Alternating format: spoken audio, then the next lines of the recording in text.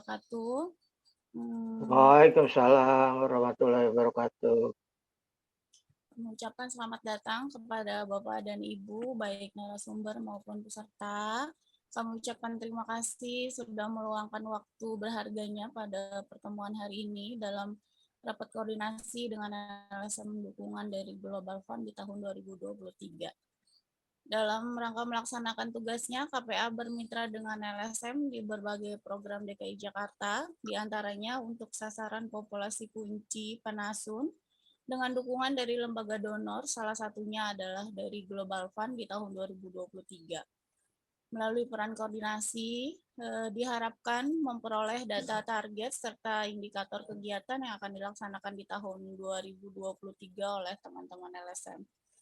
Dengan koordinasi yang bersinergitas dan berkesinambungan, permasalahan yang terjadi dapat diselesaikan bersama, serta dapat dirangkum rencana tindak lanjut program penanggulangan HIV/AIDS ke depannya, sehingga dapat tersusun kegiatan sesuai kebutuhan serta berdampak positif pada masyarakat, khususnya di DKI Jakarta, dan diharapkan pencapaian dapat tercapai Getting to Zero di tahun 2030. Adapun tujuan dari pertemuan ini adalah terjalinnya koordinasi dan sinergitas yang berkesinambungan dalam kerjasama program penanggulangan HIV/AIDS dengan mitra kerja LSM, terkoordinasikan dan terfasilitasinya program yang telah dilaksanakan dan akan dilakukan oleh LSM dukungan GFATM,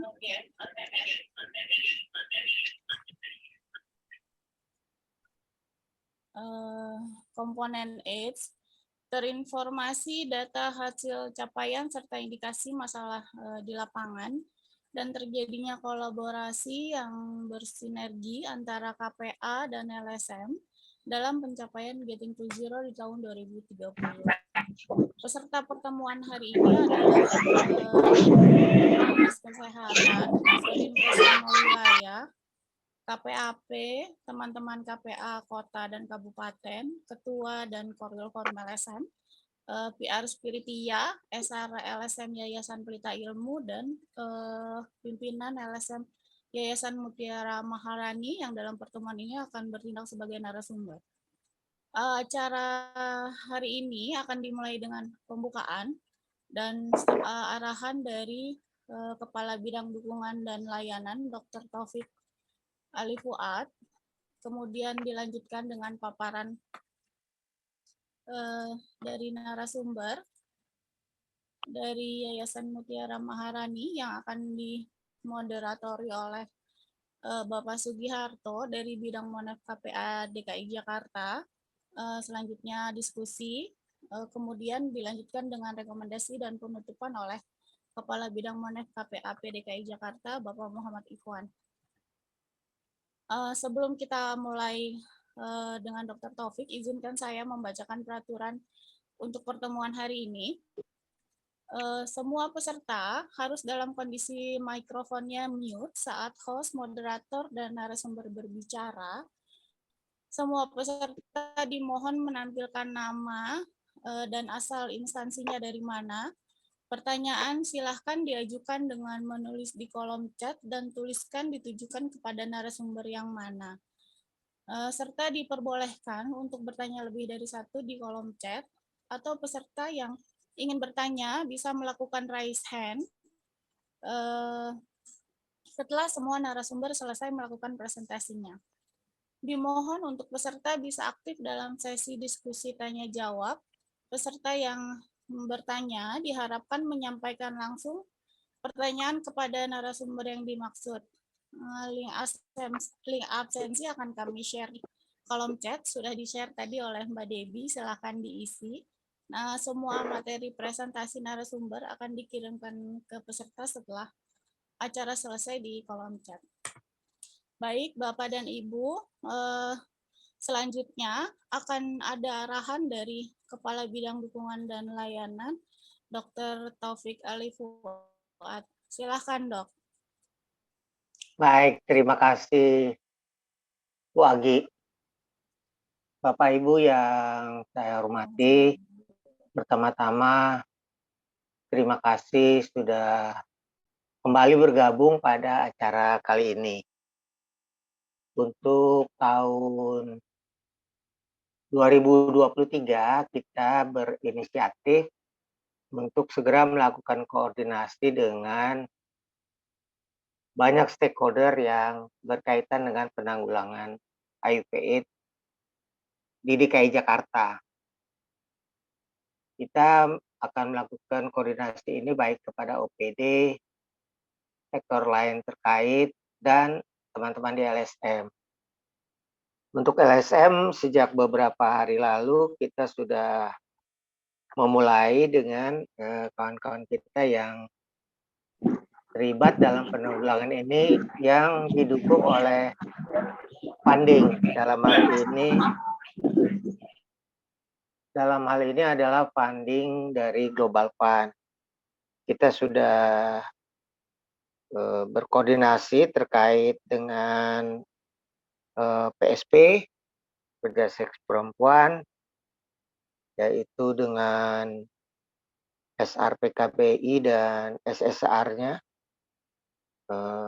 yang terdiri dari PKBI Jakarta Utara, GEMA, YIM, dan JPC. Kita juga sudah berkoordinasi dengan YPJ untuk MSM dan transgender. Terakhir kita dengan YPI sebagai implementing unit dari pendampingan, peer support, dan loss to follow up.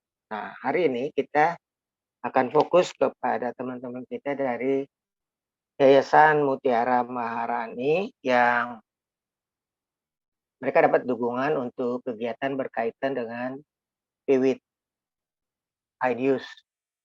Ya, nanti kita dengarkan kapan dia mendapat dukungan dari funding, apakah baru tahun ini, dan bekerja di mana saja.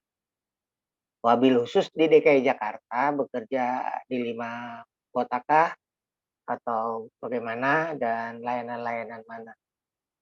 Kita berharap nanti kita akan mendapat informasi hasil pekerjaannya tahun lalu ataupun yang sekarang, karena sekarang sudah Januari, Februari, Maret, mungkin sudah ada hasilnya dan kita akan dengar. Nah, pada akhirnya mungkin kita bisa berharap mendapat masukan dari presentan dari YMM, apa kendalanya dan apa yang dia harapkan bisa kita lakukan untuk mendukung agar upaya-upaya yang dilakukan oleh YMF dengan dukungan Global Fund bisa kita antisipasi, bisa kita bantu, dan bisa kita upayakan agar bisa berjalan lebih baik lagi di DKI Jakarta. Semua ini kita lakukan dalam rangka kerjasama yang kita sebut Pentahelix. Nah, kali ini kita dengan unsur masyarakat. Ya, hasilnya akan kita informasikan kepada teman-teman kita lain, baik yang dari akademisi, dari pemerintah daerah maupun media massa, sehingga bisa menggerakkan seluruh stakeholder yang ada di DKI Jakarta, khususnya yang beranggotakan dari organisasi KPA provinsi dan kabupaten kota dalam menanggulangi HIV/AIDS. Karena kita punya tahu bahwa target kita sudah jelas, bahwa pada tahun 2030 kita ingin zero, kita ingin itu semua tercapai, dan untuk Jakarta dengan 5 kota sudah berkoordinasi dengan 27 kota lainnya di Asia ini untuk mencapai target tersebut pada tahun 2027. Target orang yang ditemukan, target orang yang diterapi, dan target orang yang bisa ditekan jumlah virusnya. Nah, tahun 2027, sementara sekarang 2023. Nah, kali ini kita dari sasaran PIWID. Mungkin ini yang bisa kita lakukan sementara ini. Ini bisa memberi arahan, pencerahan kepada kita semua, apa yang kita bisa lakukan agar 95% itu bisa tercapai pada tahun 2027 dan seberapa besar kontribusi dari faktor risiko PWT. Demikianlah, sekali lagi terima kasih atas kehadirannya. Selamat berdiskusi. Kalau ada yang belum jelas nanti bisa ditanyakan pada waktunya. Terima kasih sekali lagi kepada teman-teman dari YMM yang sudah hadir. Saya lihat di sini ada Bang Junet, Mas Ferry, ada siapa lagi nih? YMM.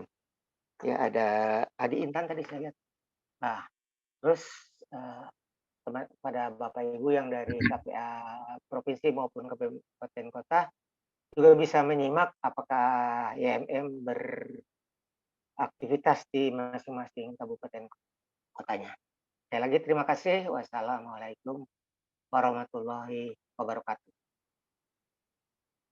Waalaikumsalam warahmatullahi wabarakatuh. Terima kasih Dr. Taufik. Semoga pertemuan ini bisa berjalan sesuai dengan yang kita harapkan hasilnya nanti. Selanjutnya akan ada paparan dari Yayasan Mutiara Maharani dan akan dipandu oleh Bapak Sugiharto dari bidang Monev Provinsi DKI Jakarta. Mas Sugi, dipersilahkan. Ya, Assalamualaikum warahmatullahi wabarakatuh. Selamat siang, salam sejahtera buat kita semua. Yang saya hormati Bapak Ibu dari Sekretaris KPAK di 5 wilayah kota. Yang saya hormati Bapak Ibu pimpinan Kepala Bidang dari KPAP DKI Jakarta. Dan juga yang saya hormati dari tim Yayasan Mutiara Maharani dan seluruh staf di KPAP dan KPAK.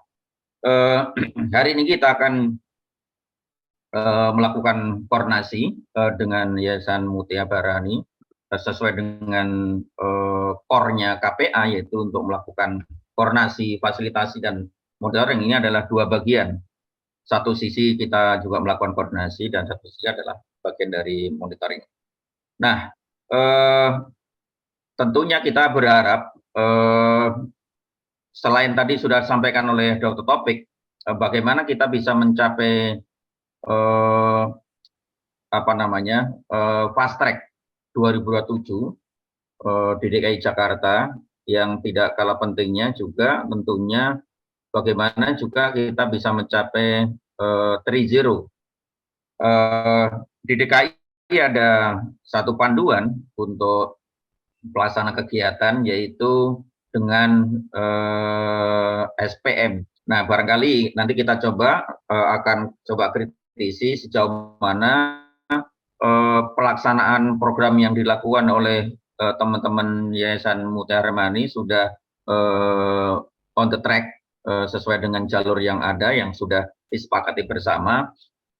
Karena kita tahu bahwa nanti mungkin barangkali perlu ada peningkatan, bahwa seluruh Jakarta tahun 2022 itu SPM untuk Mutiara Maharani, khususnya Penasun, itu adalah berhasil kecuali di timur. Karena di timur itu cuma mencapai 69%. Jadi nanti kita berharap nanti ada perbaikan yang dilakukan teman-teman YMM agar bisa seimbang. Karena oleh karena itu juga perlunya menggenjot, karena ini ada keluhan juga di timur adalah sangat kecil capaiannya dibandingkan wilayah-wilayah lain. Bapak yang saya hormati, kita berharap juga bahwa Mutiara Maharani juga mampu memperkecil angka LTFU, dan ini yang terjadi di DKI Jakarta. LTFU lumayan tinggi, oleh karena itu dengan penjangkauan, terus kemudian juga tes dan pendampingan diharapkan juga yang begitu tes bisa kemudian akses ARP, dan kemudian yang akses ARP bisa juga diberikan konseling kepatuhan untuk minum ARP, sehingga tidak ada lagi yaitu LTFU di DKI Jakarta. Dan tentunya kalau di Penasun barangkali nanti juga kita berharap apakah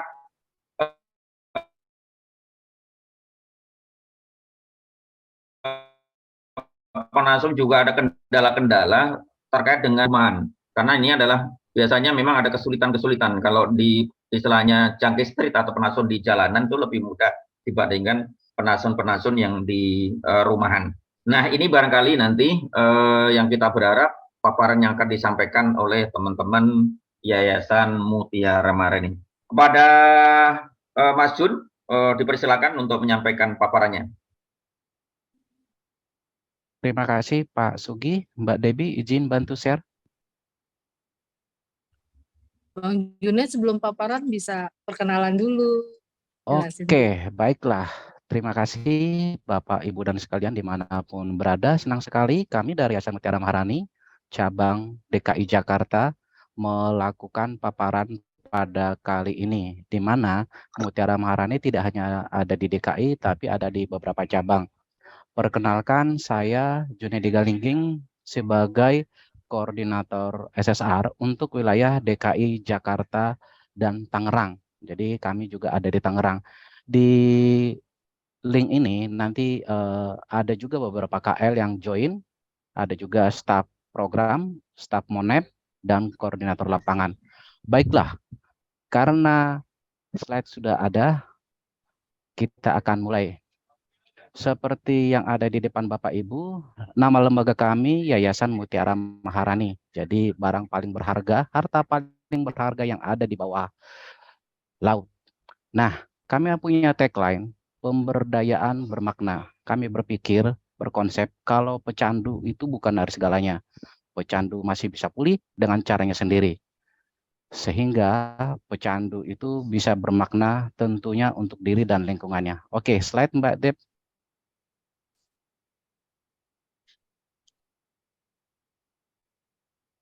Oke, ini beberapa wilayah intervensi yang ada di Provinsi Indonesia, kurang lebih sekitar 15.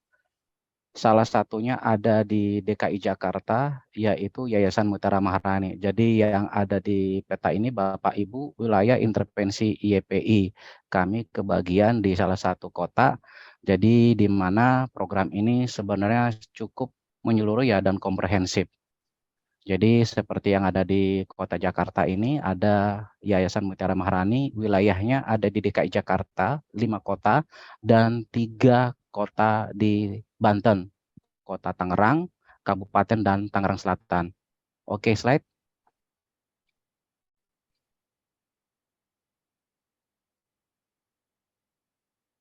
Nah, ini seperti yang saya katakan tadi, penambahan 16 provinsi. Jadi untuk Piwit ada di 18 kabupaten kota. Jadi merupakan gambaran juga buat KPA provinsi supaya mengetahui lebih luas kalau Piwit intervensinya ada di 18 kabupaten kota yang menjadi areanya Yayasan Pelita Ilmu. Oke, next.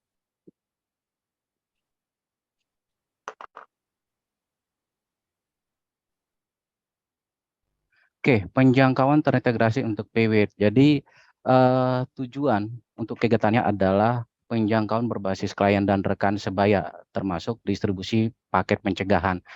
Paket pencegahan yang ada di PWIT, yang ada di kami, mungkin tidak jauh dengan ada di populasi lain. Selain itu, tes HIV, IMS, serta dukungan kepatuhan untuk retensi pengobatan melalui mobilisasi yang didorong oleh teman sebaya, dan screening diri HIV berbasis komunitas. Jadi kalau di populasi lain ada juga screening HIV, kalau di kami ada juga. Selain itu ada juga penyediaan dan pendistribusian alat pencegahan untuk pengguna stimulan jenis amfetamin atau ATS, advokasi untuk distribusi jarum suntik berbasis komunitas TB HIV, dan rujukan MS dan pelatihan konselor adiksi. Oke, selanjutnya.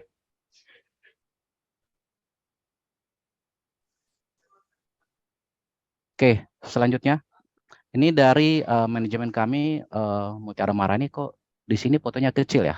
Oke, saya sendiri sebagai koordinator program, ada Mbak Keko sebagai staf keuangan, ada Kang Aji sebagai staf monet, ada Mas Ferry sebagai staf program. Nah, di bawah ini adalah sebagai jabatan terbaru CLO, Community Lead Officer. Jadi ini adalah semacam paralegal kami untuk pendampingan kasus hukum ataupun pendokumentasian kekerasan yang dialami oleh bibit, baik kekerasan fisik, seksual, ataupun pendampingan di media sosial yang ada di Yayasan Mutiara Maharani. Jadi nanti Bapak, Ibu sekalian bisa melihat IG-nya Mutiara Maharani update kaitan dengan kegiatan-kegiatan yang kami lakukan DBD yang ada di beberapa kota. Oke, slide.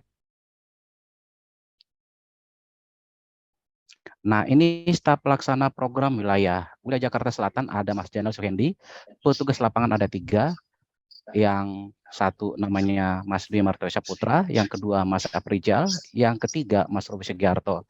Selanjutnya untuk wilayah Jakarta Timur, ada koordinator lapangan yang dipimpin oleh Mas Denny Pribadi, dengan petugas lapangan Mbak Febri, Mas Piki, dan Mas Hendra. Oke, slide.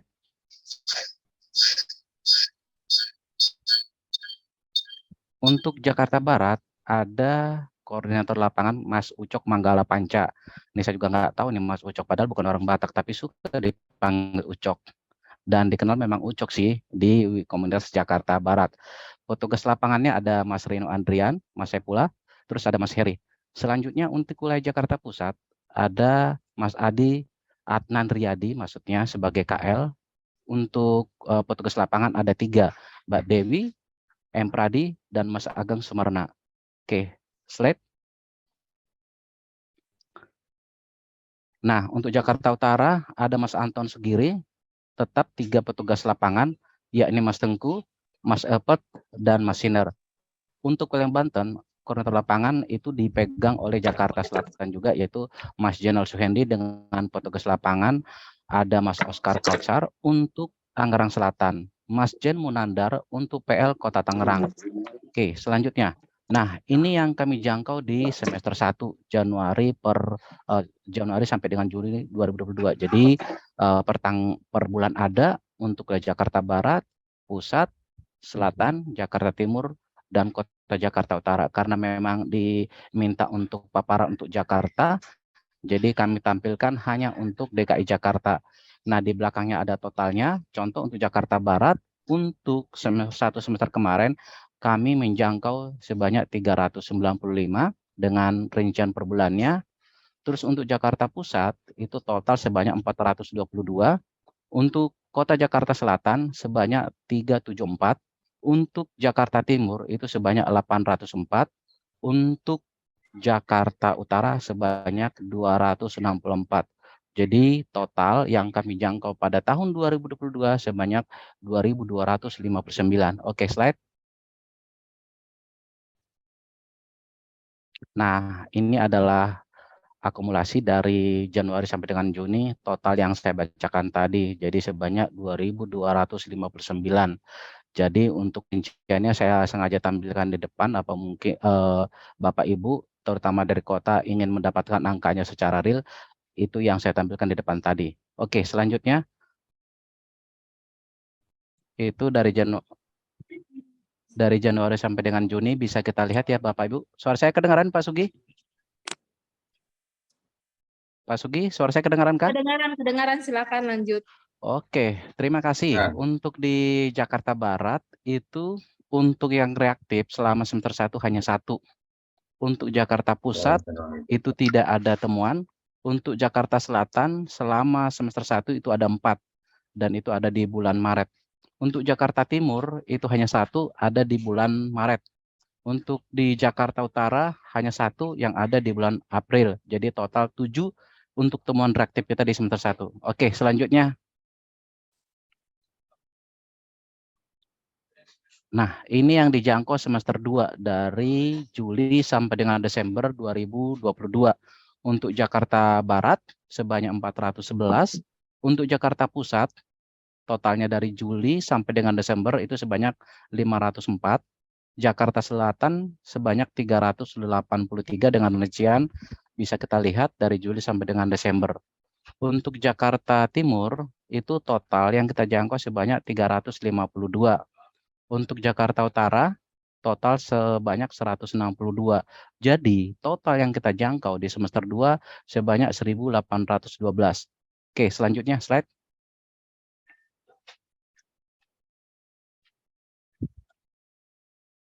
Oke, ini yang dijangkau yang saya buat dalam satu tabel sama seperti yang saya sebutkan tadi, jadi sebanyak 1.812. Oke, selanjutnya.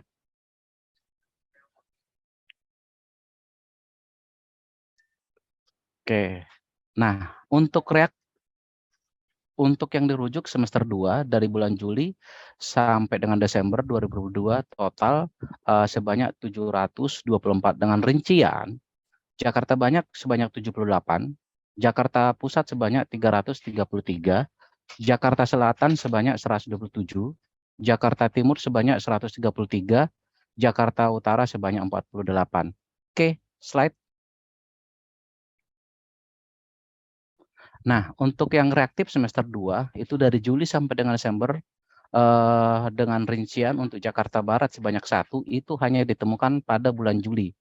Untuk Jakarta Pusat hanya 1 juga itu ditemukan pada bulan Agustus. Untuk Jakarta Selatan itu sebanyak 1 itu ditemukan bulan Juli. Untuk Jakarta Timur itu ada 2 dan ditemukan di bulan Juli. Untuk Jakarta Utara ditemukan 1 itu ada di bulan Juli. Jadi total yang kami temukan reaktif untuk PWT itu sebanyak 6 di semester 2. Oke, slide. Oke, ini beberapa strategi kami. Jadi pertama itu adalah update situasi lapangan melalui pemetaan ulang secara berkala. Jadi memungkinkan kami sebagai lembaga yang baru ya, di mana kami dibayang-bayangi oleh lembaga lama, itu kami melakukan update situasi lapangan karena mungkin situasinya pasti berbeda. Terus yang kedua, kami secara rutin melakukan rapat rutin setiap awal dan akhir bulan di manajemen untuk petugas lapangan 1 kali seminggu per wilayah. Yang ketiga, kami melakukan kegiatan advokasi kelayanan dalam penjadwalan mobile HCT karena kami masih dianggap baru, kami masih dianggap lembaga baru di program ini sehingga kami perlu mengenalkan kembali lembaga kami. Yang keempat, melakukan analisa capaian setiap rakor rutin. Jadi karena kami punya KL5, jadi rakor-rakor ini akan ada setiap mingguan di setiap wilayah.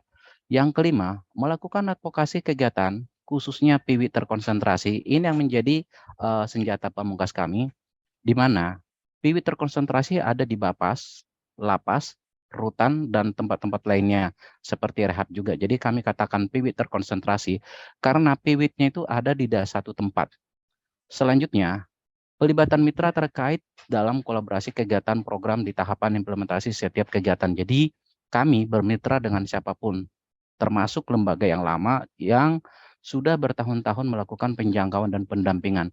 Selain itu, roadshow untuk audiensi pemerintah, mitra pemerintah maksudnya, secara tatap muka. Jadi ini kami lakukan sehubungan dengan pandemi sudah kondusif. Kita tahu di tahun pertama, tahun 2022, pandemi COVID itu sangat menaik kasusnya sehingga banyak yang tidak mengetahui kami secara langsung sehingga kami perlu mengenalkan saya, Mutiara Maharani, ke setiap mitra pemerintah maupun mitra yang ada di DKI Jakarta maupun Tangerang.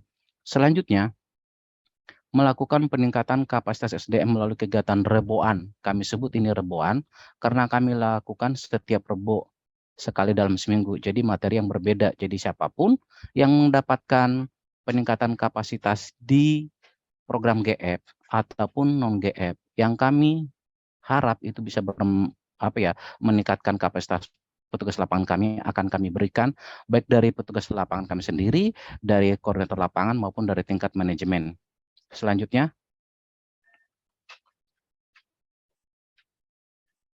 nah ini strategi program lanjutan yang kami lakukan. Pertemuan rutin dengan manajemen, jadi fokus strategi inovasi, jadi terutama dalam peningkatan HCT, status mobil HCT dan GBS. Yang kedua, memastikan input data laporan dilakukan oleh petugas lapangan KL secara daily. Jadi kami sekarang menggunakan Google Form yang di program ini mengurangi paperless, sehingga program kita disebut juga Go Green, mengurangi penggunaan kertas. Kita tahu sekarang itu penggunaan kertas sangat banyak dan kami coba untuk mengurangi dengan penggunaan Google Form. Selanjutnya yang ketiga, menawarkan OFD atau screening HIV berbasis mandiri. Bisa tes HIV dimanapun, kejangkauan yang belum mau tes. Jadi biasanya kami akan melakukan itu dengan menarik data terutama yang berisiko tinggi, yang belum pernah tes sama sekali. Ini akan dilakukan oleh staf Monep. Selain itu juga ada evaluasi kinerja PL secara mingguan, evaluasi target harian, PL awal bulan, dan per 2 mingguan.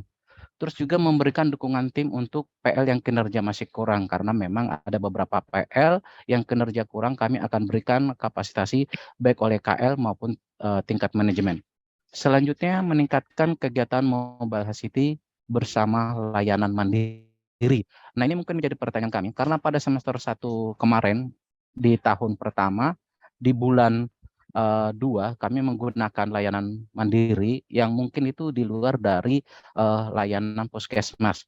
Kami sih berharap layanan ini tetap dilanjutkan, tapi pada tahun ini layanan tersebut tidak dilanjutkan, sehingga ini menjadi kerugian sih menurut kami, di mana layanan mandiri ini kapanpun siap, ready dipanggil. Dia ada di wilayah A, tapi bisa diambil untuk kegiatan mobile ke wilayah yang ada di DKI Jakarta. Oke, selanjutnya.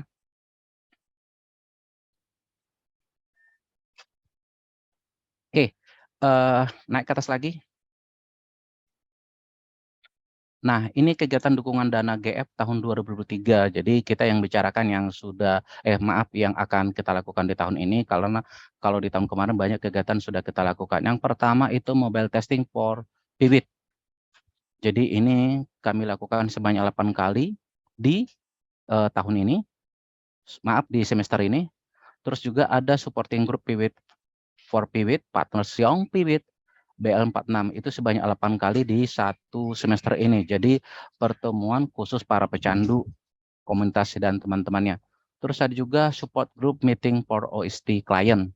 Ini BL61 itu sebanyak 8 kali. Ini semacam KDS lah, baik yang KDS yang di Metadon maupun yang ada di puskesmas.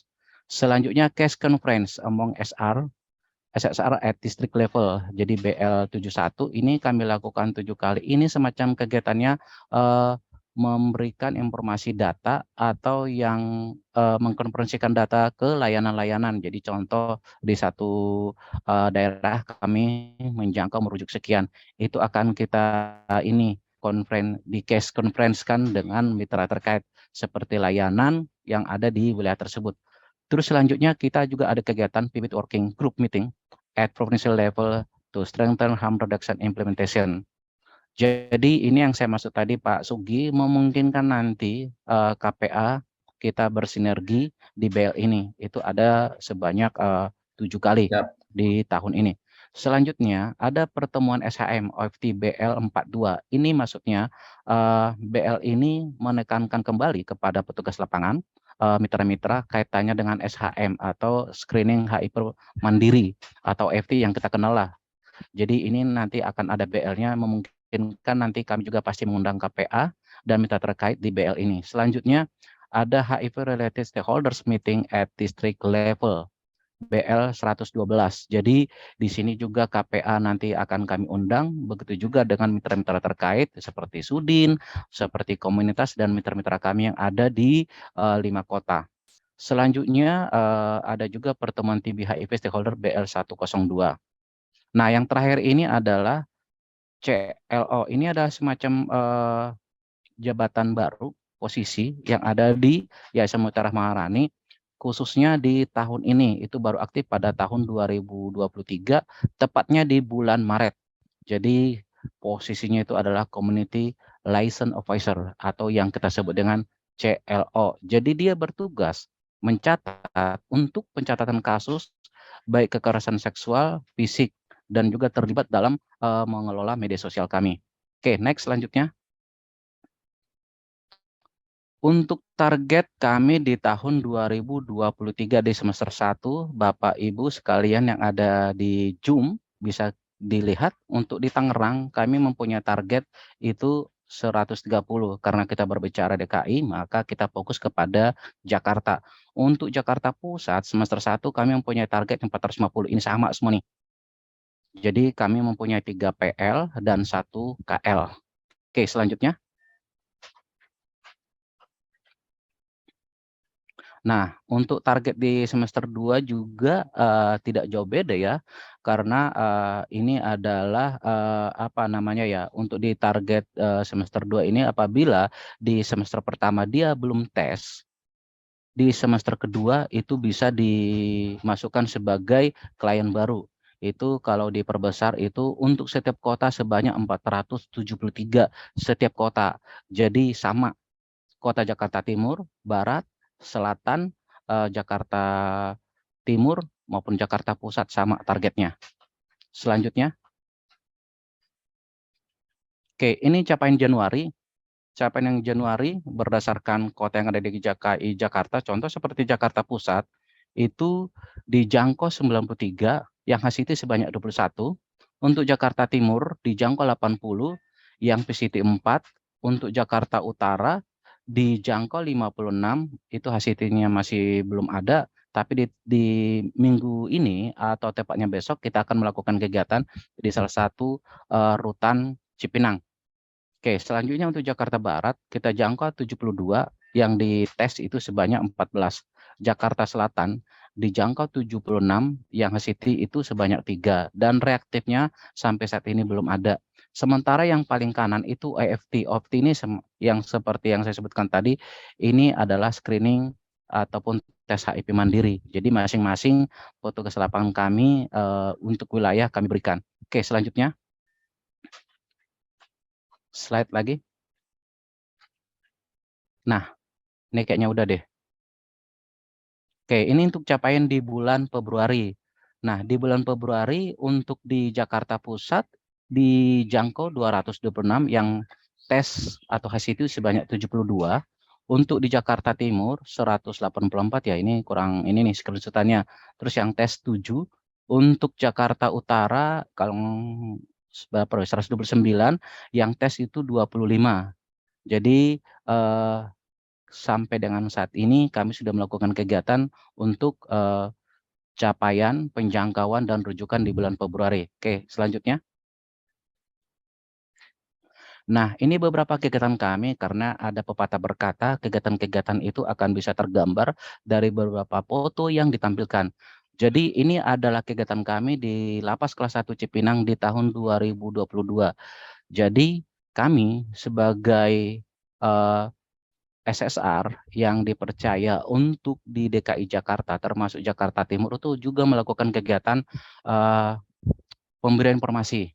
Jadi kami alhamdulillah ada beberapa tersertifikasi konselor dari SDM kami, sehingga kami dipercaya untuk melakukan pemberian materi di Lapas Kelas 1 Cipinang. Jadi ini Bapak Ibu sekalian ada di ruang ini ruang untuk bulu tangkis. Jadi di sini dikumpulkan semua. Oke, selanjutnya.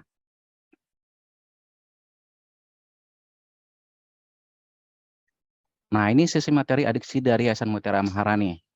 Jadi kegiatan kami ini dilakukan pada tahun kemarin, jadi hampir setiap hari Bapak Ibu sekalian. Oke, selanjutnya. Nah, ini juga kami melakukan konseling. Jadi kami tidak serta-merta memfokuskan, tapi kami melakukan asesmen. Karena beberapa SDM kami itu tersertifikasi untuk melakukan asesmen. Jadi tidak serta-merta seseorang WBP langsung dikatakan sebagai pengguna nafsa atau sebagai piwit. Jadi kami lakukan asesmen dulu dengan juknis kami, yaitu yakni kurang lebih sekitar 3 tahun terakhir menyuntik. Jadi di sini konselor kami melakukan asesmen dulu, melakukan konseling dulu terhadap WBP yang ada di sana. Karena kemungkinan besar ada di antara mereka tidak sebagai pemakai, tapi hanya sebagai ikut-ikutan atau sebagai kurir. Oke, selanjutnya. Slide selanjutnya. Lagi. Oke, ini juga di tempat yang sama ada materi hearing session. Jadi Bapak Ibu ini kami lakukan setiap hari di tahun 2022 kemarin. Jadi tentunya dengan berbagai kegiatan, tidak hanya materi tapi juga kegiatan lain supaya tidak boring. Oke, selanjutnya. Nah, ini hampir sama kegiatannya. Oke, next. Nah, ini kemampuan komunikasi. Jadi di sini dituntut kami untuk memberikan materi supaya si WBP mempunyai kemampuan untuk melakukan komunikasi. Karena kami pikir, kami berharap mereka juga bisa melakukan komunikasi untuk diri sendiri, baik yang ada di lingkungan sekitarnya maupun yang ada di lingkungan mereka, terutama yang ada di Lapas Cipinang.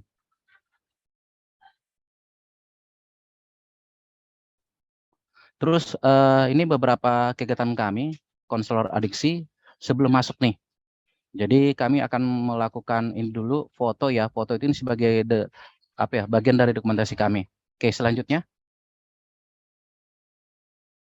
Nah, ini sebelum kami masuk ke lapas kelas 1 Cipinang, ini kami ada tradisi wajib foto. Jadi ini dengan konselor-konselor maupun dari petugas yang ada di lapas kelas 1 Cipinang. Oke, selanjutnya. Nah, ini beberapa kegiatan penjangkauan. Jadi ini contoh penjangkauan, terus pendampingan, rujukan tes statis, dan kegiatan advokasi. Nah, kegiatan advokasi ini sudah kami lakukan, yang mudah-mudahan dilakukan secara berkelanjutan, memungkinkan di stakeholder mitra pemerintah itu berganti orang, mau nggak mau kami harus melakukan kegiatan awal lagi. Oke, selanjutnya. Nah, ini yang penting menurut kami, di mana kami yang belum dikenal selama ini mengenalkan kembali siapa sih Yayasan Mutiara Maharani. Mungkin belum banyak mengenal.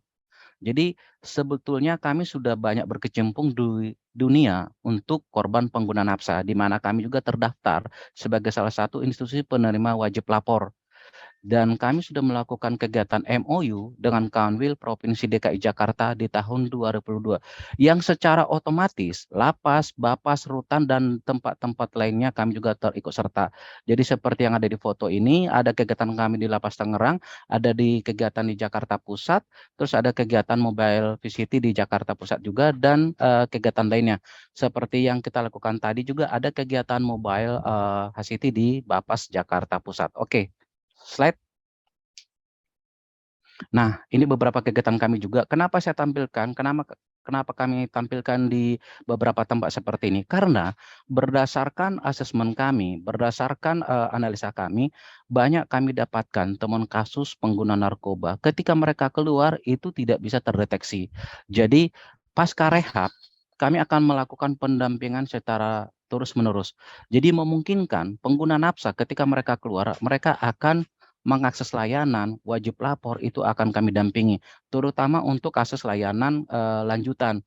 Karena mereka yang dulu tidak tes, kami anjurkan untuk tes, terutama yang sudah bebas. Dan kami berharap itu selalu dipantau supaya kasus IMS dan HIV di Piwik itu sangat kecil. Bisa Bapak Ibu lihat mungkin di setiap tingkat kota yang namanya kasus IMS sama HIV itu sangat sedikit. Kenapa? Memungkinkan ini karena tingkat edukasi di kalangan pecandu itu sudah terpapar. Jadi mereka sudah tahu kalau tertular seperti apa. Jadi mereka sudah menggunakan jarum suntik secara steril, jadi tidak berganti-ganti pasangan. Jadi makanya di beberapa kota saya lihat tingkat kasus IMS ataupun HIV sangat sedikit untuk di kalangan pengguna narkoba. Oke, selanjutnya. Nah, ini yang tahun 2023 kami lakukan program rehabilitasi medis di Cipinang. Mungkin menjadi pertanyaan, kok bisa ya Mutiara Maharani mengambil program di rehabilitasi medis? Jadi memang kami tidak berasal dari medis, tapi di program kami memungkinkan kami menjadi salah satu profesi yang menghantarkan program rehab ini, terutama di medis Rutan Cipinang itu menjadi satu kesatuan yang utuh. Karena kami juga ngambil sisi lain untuk tahapan edukasi, asesmen. Dan di program ini juga kami memungkinkan kami untuk melakukan kegiatan mobile HCT yang kami sandingkan dengan kegiatan yang ada di program Rutan Cipinang. Oke, selanjutnya. Nah, ini MOU kami dengan Bapas Jakarta Selatan di tahun 2023. Jadi kenapa kami selalu menggaungkan ini? Karena WBP yang wajib lapor, terutama yang wajib lapornya di setiap kota, memungkinkan akan kami dampingi. Jadi mungkin kalau tadi angka-angka, kok bisa banyak ya? Mungkin yang di luar sangat sedikit, tapi yang di dalam, yang di lapas, yang di bapas, yang di rutan, itu sangat banyak. gitu. Jadi mungkin kalau secara SPM sebenarnya di DKI Jakarta bisa kami katakan sudah tercapai untuk di beberapa kota dilihat dari dilihat dari capaian kami di tahun 2022. Tadi yang semester 1 sama semester 2. Oke, selanjutnya.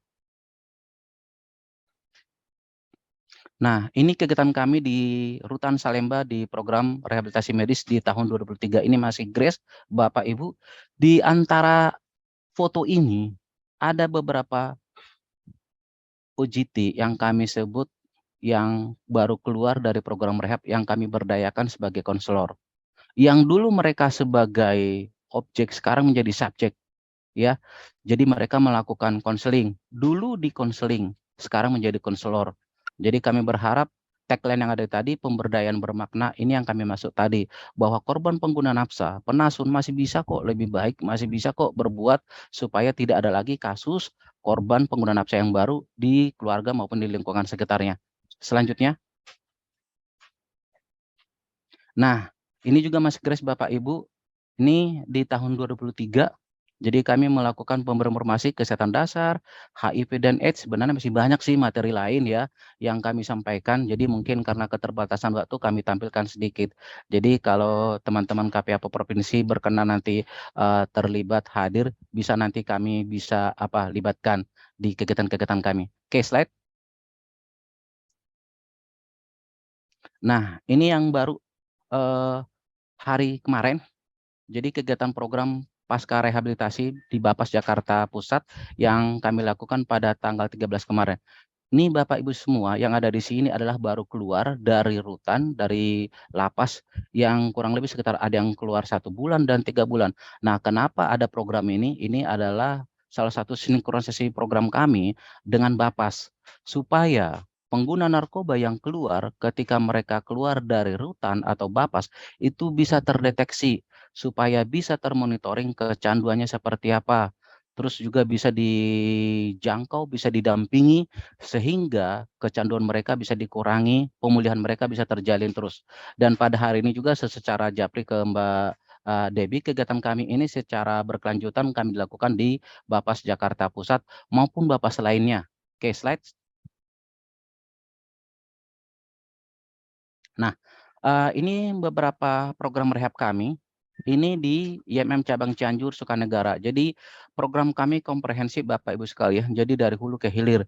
Jadi apabila berdasarkan asesmen, ketika ada seorang pengguna nafsa, dia membutuhkan rawatan inap, kami akan melakukan rujukan ke fasilitas kami yang ada di Cianjur. Jadi ini Bapak Ibu bisa lihat di gambar ini adalah fasilitas kami. Mungkin beda dengan fasilitas rehab lain. Kalau di rehab lain itu berpagar duri, jauh dari masyarakat juga, terus juga selalu diawasi dengan petugas. Kalau di sini ini di tengah masyarakat, kiri kanan ini ada masyarakat Bapak Ibu. Jadi dan ini pun tidak dipagar duri, jadi kapanpun mereka bisa keluar tentunya dengan pendampingan oleh petugas kami. Oke, slide. Nah, ini adalah usaha ekonomi kreatif kami yang ada di sana. Jadi pecandu yang ada di sana tidak melulu kami berikan edukasi, tapi kami berikan juga usaha ekonomi kreatif. Contoh, ini masih grace nih Bapak Ibu, Pak Sugi. Ini kopi Robusta yang mungkin udah beberapa bulan ke depan akan berbuah. Ini adalah salah satu bentuk ekonomi kreatif kami yang kami berikan kepada klien kami di sana. Jadi ketika mereka di sana tidak hanya menjalani program rehab, tapi melakukan kegiatan lainnya, terutama untuk peningkatan kapasitas diri. Contoh bertanam. Ini ada kopi. Di situ ada juga domba yang kebetulan itu nanti mereka pengelolaannya dikelola sendiri. Jadi ini mengajarkan supaya mereka bisa mandiri ketika mereka keluar seperti apa, nanti mereka sudah mempunyai gambaran dan juga mengelola uangnya secara sendiri. Oke, selanjutnya. Nah, ini alamat sekretariat kami Bapak Ibu. Jadi kami ada beberapa alamat sekretariat yang saya diami sekarang adalah Yayasan Mutiara Maharani yang ada di DKI Jakarta. Jadi selain itu ada juga kami di Depok, di Sawangan Permai. Terus selain itu ada juga di Sukanegara. Jadi Sukanegara ini menjadi rawatan inap kami. Jadi itu beberapa gambaran alamat sekretariat kami. supaya orang tidak kenal menjadi mengenal. Jadi itu menjadi ini konsen kami, mengenalkan kembali Yayasan Mutiara Maharani supaya terutama dari tingkat kabupaten kota dan mitra-mitra kami di pemerintah bisa mengetahui Mutiara Maharani itu apa sih gitu. Jadi tidak apa ya, tidak menjadi barang baru lagi. Sebenarnya kami sudah menjadi apa ya, program yang lama, mungkin hanya dikenalnya pada tahun kemarin sama pada tahun ini aja. Mungkin itu saja dari saya, Mbak Debbie. Terima kasih atas atensinya dan kesempatan kami sebagai SSR Yayasan Mutiara Maharani yang melakukan paparan di kegiatan hari ini. Kurang lebih kami kurang maaf karena manusia itu tidak sempurna. Yang sempurna hanya yang di atas saja. Itu saja dari kami, Pak Sugi. Sekali lagi terima kasih dari kami. Salam Manca Suracai dari YMM Yayasan Mutiara Maharani. Terima kasih. Ya, terima kasih Bang Jun. Jadi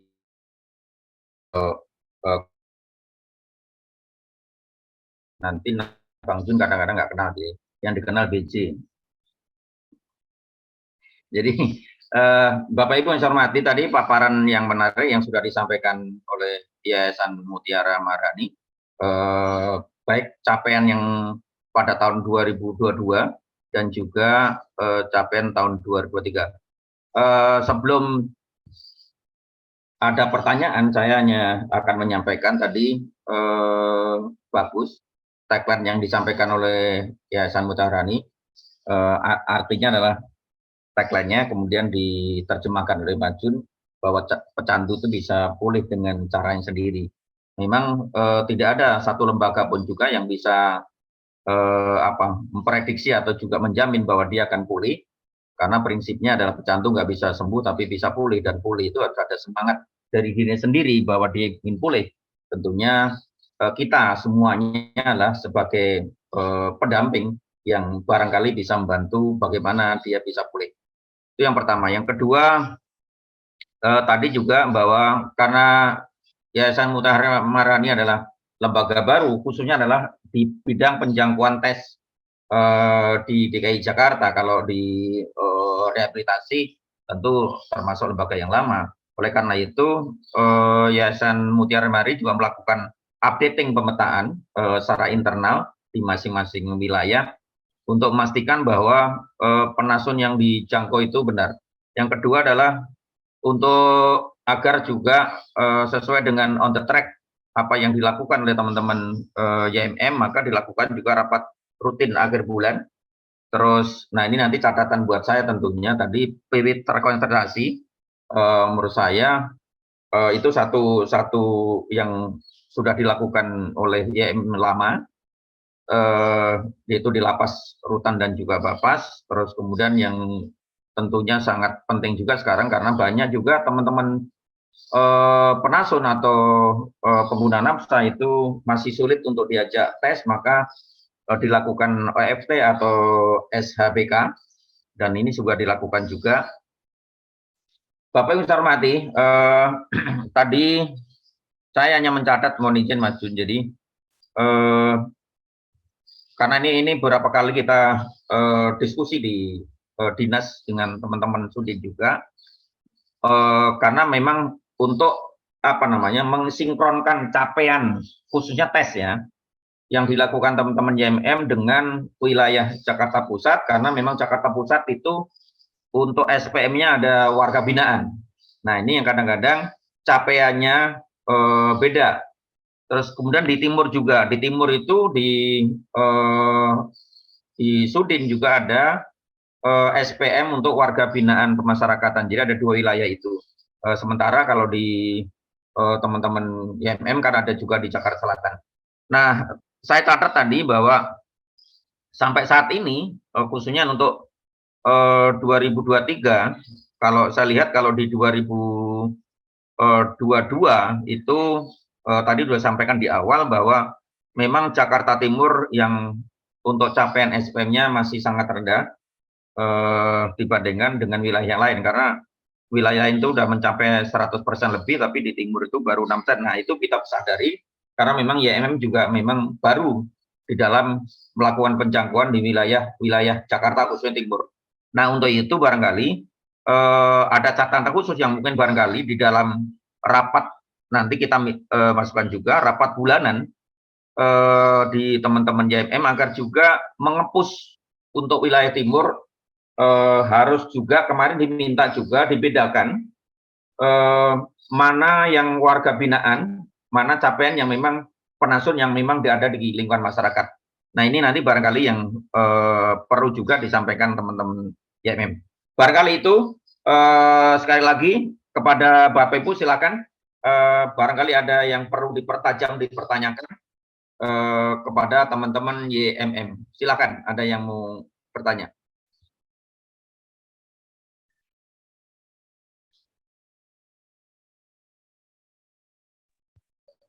Saya dari Jakarta Utara nih mau nanya. Silakan Pak Atma, silakan. Yang pertama, YMM tadi tidak memaparkan tentang berapa orang yang dicegah untuk tidak tertular penasun tuh. Metadonnya kok nggak digambarkan gitu loh, pencegahannya.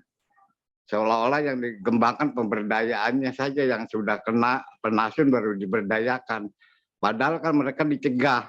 Karena ada PP nomor 11 tahun 2015 tentang wajib lapor. Seyogianya YPM itu melakukan pencegahan juga dengan mengajak para penasun tadi untuk datangi puskesmas, minum metadon dan sebagainya.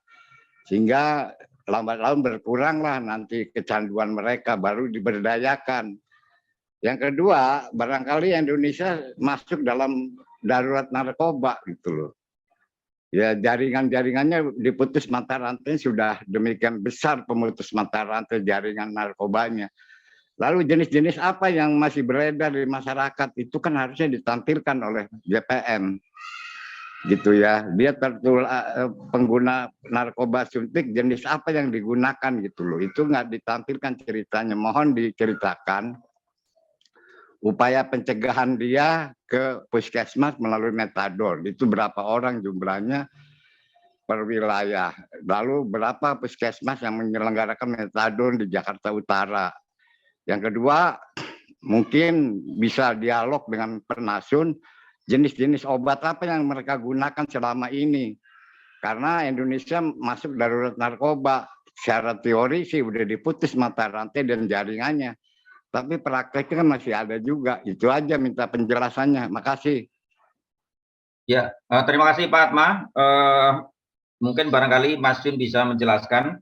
Jadi pencegahan apa yang sudah dilakukan oleh teman-teman YMM, termasuk barangkali apa namanya pengalihan ya. Kalau disampaikan Pak Atma tadi adalah menggunakan metadon itu adalah salah satu pengalihan. Bagaimana mengalihkan teman-teman yang masih nyuntik itu agar tidak menyuntik, dilarikan menggunakan metadon maupun juga uprinopin. Kemudian barangkali juga perlu sampaikan juga Mas, karena tadi Mas Jun juga menyampaikan terkait dengan IPWL, barangkali juga disampaikan barangkali ada masih teman-teman yang menggunakan narkoba jenis apa saja. Silakan Mas Jun. Oke, terima kasih Pak Atma, masukan yang sangat berharga buat kami. Yang pertama, kaitannya dengan komunitas metadon. Sebenarnya ini sudah kami dampingi Pak, memang tidak ditampilkan ini, terima kasih, dan akan kami catat. Sebenarnya untuk metadon sendiri banyak kegiatan yang sudah kami lakukan, terutama untuk pertemuan komunitas-komunitas metadon di 5 kota maupun kota lainnya. Nah, di sini nanti juga ada beberapa KL yang bisa menambahkan, itu yang pertama. Terus yang kedua, mengenai zat-zat apa yang disuntikkan. Jadi sebenarnya ini sangat banyak Pak ya, karena memang sekarang ini pasti akan berbeda trennya. Jadi minggu ini akan berbeda trennya, dan ini minggu depan juga akan berbeda. Jadi ini memang akan kami selalu pantau karena peredaran narkoba ini sangat sangat banyak. Kalaupun diputus tetap aja ada gitu. Bisa kita lihat dari bandar, malah ada yang dari kepolisian. Dan mengenai jenis-jenisnya yang digunakan apa saja, nanti di sini KL saya bisa mendamakan Pak dari beberapa wilayah. Mas Panca bisa menambahkan, Mas Panca, monitor Mas Panca dari KL Jakarta Barat bisa menambahkan. Api nggak bisa pas Siap Bang. Oke. Perkenalkan, saya Manggala Panca, Koordinator Lapangan IMM Jakarta Barat. Kalau untuk penggunaan zat yang disuntikan, ini balik lagi lihat dari situasi kondisi di lapangan juga yang beredar. Banyak juga ada teman-teman yang menyuntikkan seperti Subuxone yang dicampur dengan aprazolam atau obat-obatan lain. Dan ada juga teman-teman yang menyuntikkan sabu, dan ada teman-teman juga yang menyuntikkan seperti metadon yang harusnya itu diminum, ya kami juga nggak tahu itu metadon dapat dari mana gitu kan, seperti itu.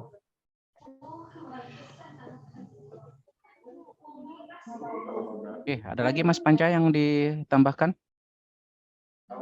Kalau untuk pemberdayaan teman-teman komunitas yang sedang terapi metadon, kami dari Yayasan Mutiara Maharani sering mengadakan kegiatan-kegiatan IDU meeting. IDU meeting adalah penguatan untuk teman-teman yang masih substitusi atau teman-teman yang masih aktif menggunakan zat-zat adiktif tertentu. Misalkan ya metadon atau Subuxone atau sabu dan obat-obatan lainnya. Untuk pencegahan, kami di situ nggak bisa mengharuskan mencegah teman-teman, karena balik lagi ke teman-teman sendiri ya, ke dampingan kami, apakah dia masih mau pulih atau tidak. Karena di sini juga kan ada yang dari kami, slogan-slogan kami yang relap itu pilihan, pulih itu tujuan. Apa itu relap? Pilihan teman-teman. Konsekuensinya pasti kita juga kasih edukasi. Jika teman-teman relap, konsekuensinya seperti ini, kita jabarin gitu. Pulih nanti kita juga penjabaran ada dari di saat teman-teman pulih, teman-teman bisa berdaya, teman-teman bisa hidup dengan kemandirian yang tanpa ada ketergantungan zat, seperti itu. Oke, terima kasih Mas Panca. Mungkin Mas Monggo, Pak. Jun, mungkin tadi ada yang pertanyaan Pak Atma yang terkait dengan IPWL. Ini di luar dari apa yang sudah dilakukan teman-teman JMM yang di lapas rutan ya. Tadi terkait IPWL mungkin barangkali perlu sampaikan juga. Oke, baik. Terima kasih Pak Sugi dan Pak Atma. Jadi terkait IPWL ya, institusi penerima wajib lapor. Jadi memang kami adalah salah satu lembaga yang ditunjuk, di mana di beberapa bulan ini kami memperjuangkan korban pengguna nafsa supaya negara hadir. Di mana selama ini kami anggap negara tidak hadir sepenuhnya. Kenapa? Untuk klien-klien kami sebanyak 2 tahun terakhir ini itu tidak dibiayai oleh negara. Dan kami otomatis memutar otak supaya kami bisa tetap melakukan kegiatan program IPWL ini, di mana kami satu hari kami hanya bebankan 50.000. Bapak Ibu bisa bayangkan di mana sih hari ini makan 50.000 di warteg aja mungkin Pak Atma kalau makan itu udah 20.000. Kami tuh 50.000 itu satu hari Pak, makan 3 kali, dan 1 bulan itu kurang lebih sekitar 1.500.000. Nah, ini seharusnya menjadi tanggung jawab negara, tapi negara tidak hadir. Jadi 2 bulan terakhir ini IPWL kebetulan Ketua Umum kami Pak Ade Hermawan sebagai aliansi Ketua IPWL seluruh Indonesia itu memperjuangkan supaya nasib IPWL itu diperhatikan. Jadi korban pengguna nafsa diperhatikan, hadir negara, di mana banyak kegiatan-kegiatan yang dahulunya itu ada, sekarang tidak ada. Dan kami berharap itu sudah direspon, dan kami juga mengundang stakeholder tingkat nasional yang kebetulan juga dihadiri oleh Kemensos, Kemenkes, Ombudsman, dan juga beberapa perwakilan lembaga lain, yang mana akan ada kegiatan-kegiatan untuk korban pengguna nafsa.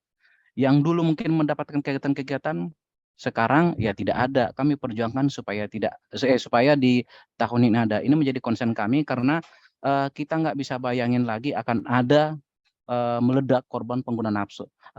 Mungkin orang tidak tahu ya, gitu. Jadi di sekitar sekarang ini dari SD SMP sudah banyak pengguna nafsa yang baru mungkin tidak disuntikkan, gitu. Seperti korlap kami tadi sekarang sudah banyak dimix, Pak, gitu. Dan obat-obat itu pun banyak dibeli di pasar gelap sana.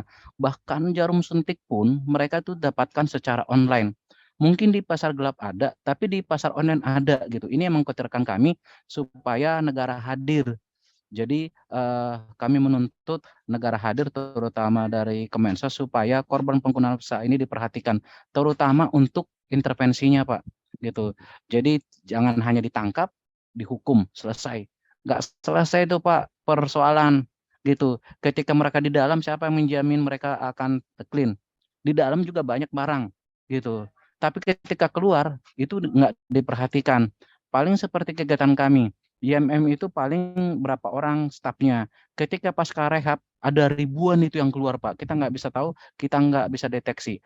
Seharusnya negara hadir untuk mengurangi korban-korban selanjutnya. Jadi itu sekilas IPWL kami. Ya harapannya sih tujuan kami yang nantinya belum tercapai, negara hadir untuk hadir dalam berbagai kegiatan, terutama korban pengguna nafsa ketika mereka keluar dari rutan ataupun dari lapas. Kurang lebihnya seperti itu, Pak. Nanti untuk diskusi PWL ada juga kalau nggak salah tanggal 25 Maret, Pak. Nanti akan saya share karena ini seluruh Indonesia. Jadi hari Sabtu kalau nggak salah itu. Jadi khusus IPWL apa sih menjadi tujuan dan harapannya.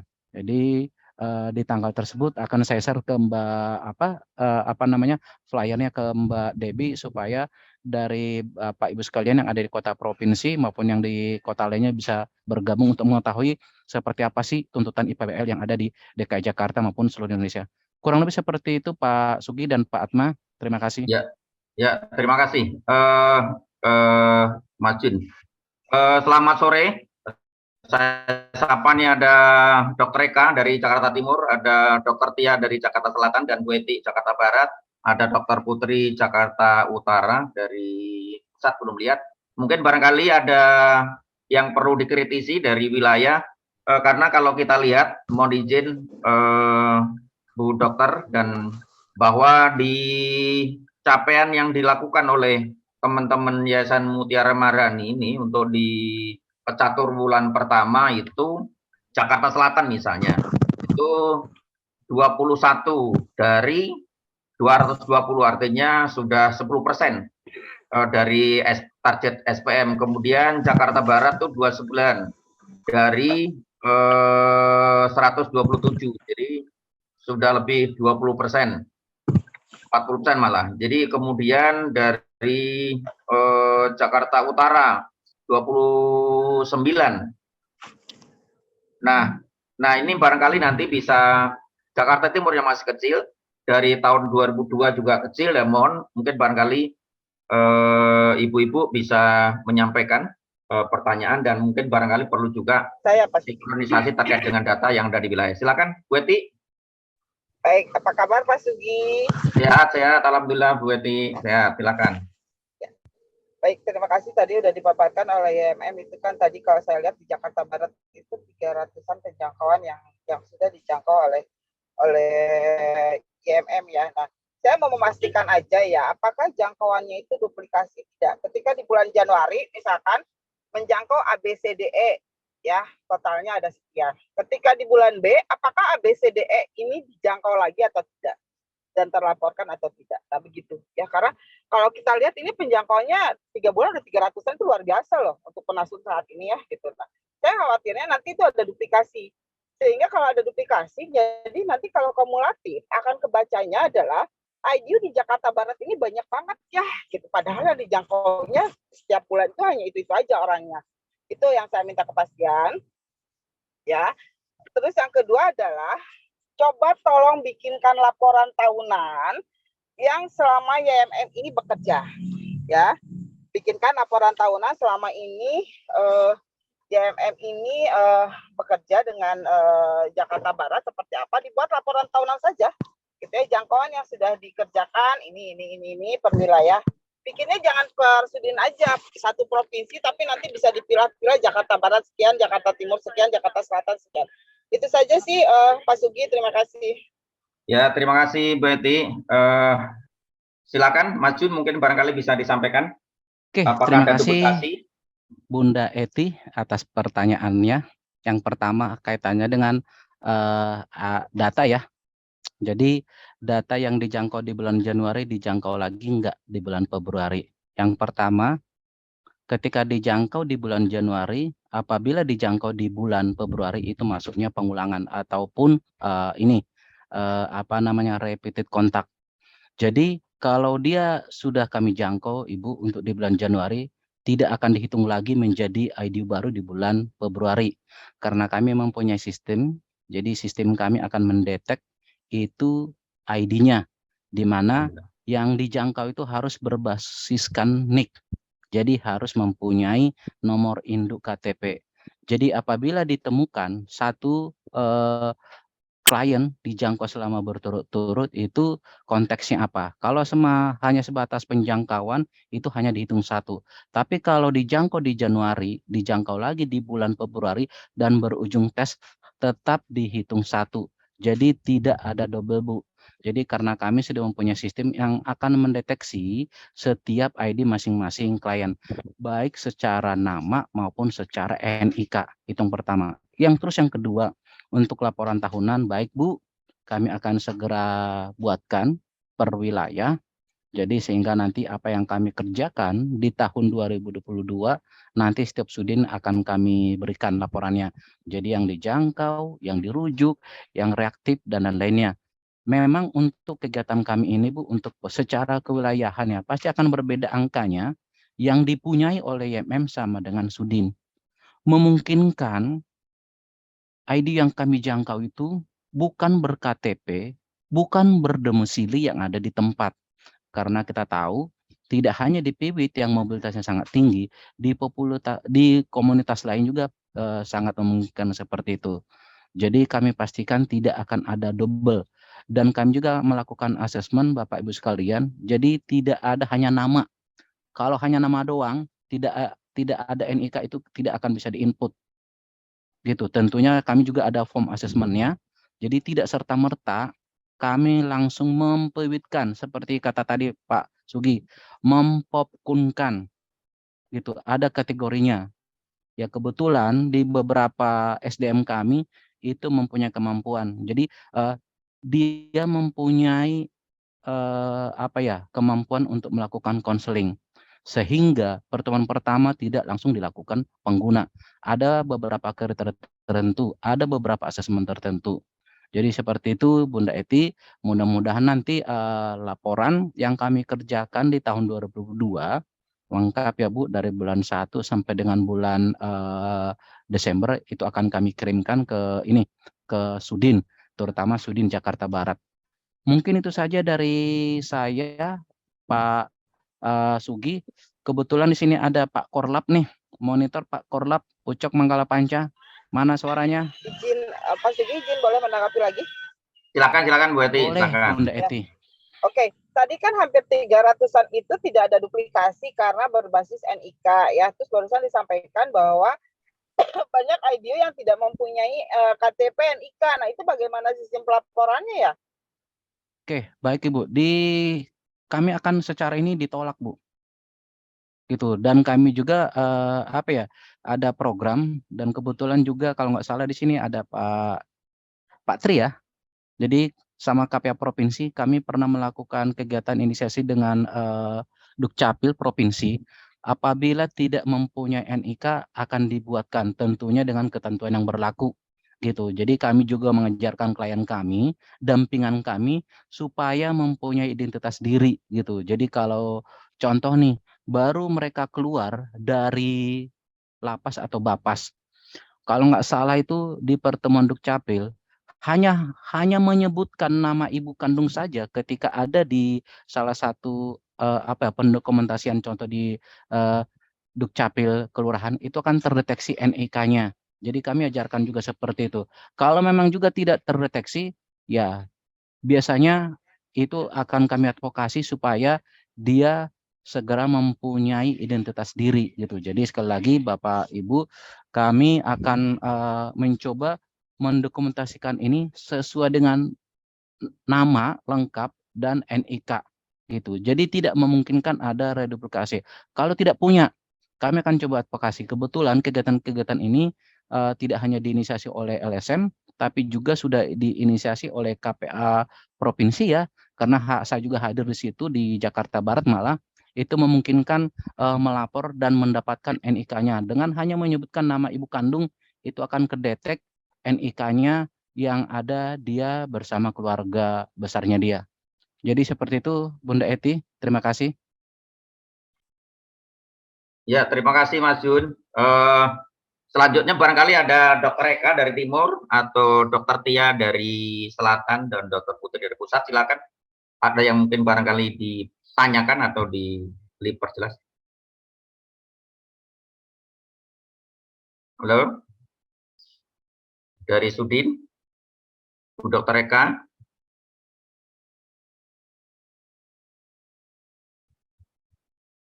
Ya, kalau belum ini, coba silakan. Mungkin ada KPAK.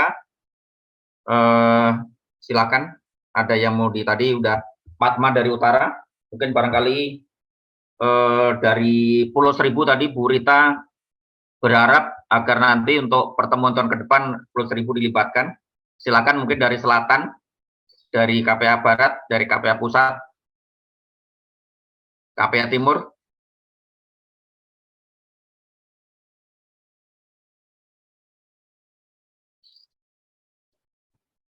Kalau belum ada tadi, Mas Jun ya. Mas Siap, Sugi, Mas Silakan. Sugi, tanya sedikit. Ya, silakan Dr. Eka. Dr. Bu Rita. Ya, siap. Mas Jun, apa kabar? Alhamdulillah baik Ibu Rita. Ya, siap. Senang bahwa ada Mas Jun di sini. Pertanyaan saya singkat aja, Mas Jun. Sebetulnya kalau dari dari lapangan yang sudah dipantau oleh YMM ya, itu pengguna nafsa suntik atau penasun itu dari sejak YMM masuk itu sebetulnya fluktuasinya seperti apa ya? Naikkah atau turun? Atau mungkin penggunaan narkoba yang ada semakin meningkat? Karena kemarin aja juga kita lihat bahwa ada banyak juga ya ke belakang ini beberapa artis walaupun memang gramnya masih sedikit ya, tapi sudah keciduk karena artis gitu ya. Nah ini karena kita memang penasun keterkaitan dengan HIV ya, sebetulnya bagaimana situasi penasun dalam jangkauan daripada YMM itu sih Mas Jun, terima kasih. Baik Bu Rita, langsung saya respon ya Pak Sugi. Yang pertama Silakan. kaitannya dengan piwit ya. Jadi sekarang ini mungkin ya kurang lebih kalau dikatakan berkurang atau apa enggaknya sih sebenarnya sih menurut saya sih banyak yang hype ya. Karena banyak juga pengguna-pengguna baru itu tidak menyuntik di tempat-tempat yang biasanya. Ini berdampak dari beberapa pemetaan yang dilakukan kemarin karena di beberapa wilayah kemarin ada beberapa hotspot didatangi bersama aparatur ini maksudnya aparat hukum ya sama dengan Satpol PP itu membubarkan hotspot. Jadi mereka sekarang menyuntik atau menggunakan narkoba itu tidak di hotspot yang semula. Jadi banyak berpindah. Malah sekarang ada di kos-kosan, di kontrakan dan apartemen. Kalau dibilang menurun, mungkin yang menurun yang meninggal saja. Tapi kalau yang bertambah terutama penyuntik dan pengguna zat baru. Nah, akan lebih up to lagi nanti di sini akan ada beberapa KL monitor. Iya, saya mau nambahin terkait ini. Silakan Kak Jakarta Pusat. Ya, selamat sore. Saya Adi dari KL Jakarta Pusat. Terkait penasun di wilayah Jakarta Pusat ini trennya sekarang bukan hanya untuk yang disuntikan itu bukan untuk kutau aja, tapi sabu sudah menjadi tren disuntik untuk wilayah Jakarta Pusat. Dan kebutuhan jarumnya itu sangat tinggi, mereka sangat butuh. Gitu. Kenapa mereka sabu disuntik? Karena latar belakang mereka dulu pemakai putau, sekarang pakai sabu, dan mereka itu ya akhirnya balik lagi dengan ritual lamanya, kangen dengan ritualnya, akhirnya memakai sabu itu disuntik. Bahkan ada beberapa baru memakai sabu baru ikut-ikutan malah ikut nyuntik gitu. Backgroundnya dia bukan pemakai putau tapi memakai sabu, cuman ikut-ikutan aja disuntik karena apa ya, lebih cepat dia bilang sih reaksinya dibanding dihirup atau disedot dengan cangklong gitu, ribet gitu loh pemakaian sabunya. Nah inilah yang sekarang yang jadi tren di wilayah Jakarta Pusat, sabu disuntik. Itu aja mungkin. Terima kasih. Situasi yang ada di wilayah Pangkal Jakarta Pusat. Oke, Jakarta Barat, Mas Panca, monggo monitor. Ya, saya Manggal Panca dari Jakarta Barat. Untuk yang tadi masalah data gitu kan. Nah, di sini kan mobile teman-teman dari Penasun ini sangat tinggi ya, apalagi kita di saat ini kita ada strategi-strategi untuk penggunaan budget line. Nah, dari penggunaan budget line kita mengundang teman-teman nih untuk ada kegiatan-kegiatan. Di situ juga ada teman-teman yang nongkrong di hotspot Jakarta Barat yang ber-KTP di luar Jakarta Barat gitu. Apalagi yang sekarang juga Fatmawati tutup nih, Metadon Fatmawati. Banyak dari teman-teman yang dulunya di Fatmawati juga udah pindah ke Jakarta Barat seperti itu. Kalau untuk penggunaan jarum suntiknya juga Jakarta Barat juga lagi tren untuk Subuxone, dan kayaknya juga di sini kita lihat putau lagi seksi lagi nih, lagi beredar lagi yang kita aduh gitu kan. Seperti itu sih situasi kondisi Jakarta Barat yang kebanyakan juga karena di Jakarta Barat beberapa layanan yang banyak lasnya, layanan suntik sterilnya, jadi di mana ada las kebanyakan teman-teman Penasun yang dari luar Jakarta Barat berbondong-bondong untuk mengakses di Jakarta Barat. Itu sebenarnya yang kami lagi ingin petakan lagi, dia tinggal di mana sih, KTP-nya di mana sih gitu, seperti itu. Tapi kan kita juga nggak bisa mencegah langsung, nggak ngasih juga secara ini ya kemanusiaan, apalagi di daerah Kenabang, Boncos, di situ hotspot banget yang itu luar dari Jakarta Barat, itu ada semua di situ. Misalkan Jakarta Selatan, Jakarta Pusat, bahkan Jakarta Timur, Tangerang, itu ada di situ semua teman-teman. Jadi mau nggak mau ya, karena dia udah di situ dan kadang juga akses di situ terdekat, ya kami mendatangi di hotspot tertentu di situ. Seperti itu. Terima kasih. Ya, terima kasih. Selanjutnya, mungkin barangkali ada Dr. Topik, ada yang mau ditanyakan juga? Dok? Siap. Siap, sudah masuk suara saya. Ya, silakan Dok. Ya, terima kasih Pak Sugi, Mas Bang Junet. Saya akan menyambung pertanyaan dan penjelasan dari Bu Eti dan Pak Junet, yaitu bahwa yang dijangkau tersebut pakai NIK dan tidak ada duplikasi, tetapi KTP-nya tidak dibatasi terhadap Jakarta saja. Pertanyaan pertama, misalnya di bulan Februari itu disebutkan di Jakarta Pusat itu ada berapa dijangkau? Ada 215 kalau nggak salah. Ya. Di Jakarta Pusat bulan Februari dijangkau 216 ya, Bang Junet. Itu KTP-nya bisa Jakarta Pusat, bisa non Jakarta Pusat ya. Iya, betul Pak. Baik, jadi Karena kami artinya menjangkau itu berdasarkan hotspot, jadi bukan berdasarkan alamat domisili. Jadi memungkinkan di satu tempat itu ada KTP yang domisilinya tidak di daerah tersebut, Pak. Karena kebiasaan mereka tidak mau nongkrong di domisilinya. Biasanya mereka mau ke wilayah lain, apalagi DKI Jakarta penyangga Pak ya, dari Jawa Barat, baik dari Bekasi, Depok, maupun dari Tangerang. Seperti itu, Pak. ya, jadi artinya juga kalau dapat dari dijangkau di Kota Tangerang, ada kemungkinan itu KTP-nya ternyata DKI. Jadi Iya, betul Pak. harapan saya pertama, mungkin nanti bisa juga dipilah oleh GMM yang ber-KTP Jakarta. Jadi yang orang Jakartanya. Jadi misalnya di bulan Januari itu dijangkau 377 total. Jakarta saja. Pusat, Utara, Barat, Selatan, Timur. Sementara di Februari dijangkau 843. Jadi Januari, Februari 2023 itu dijangkau 1.220.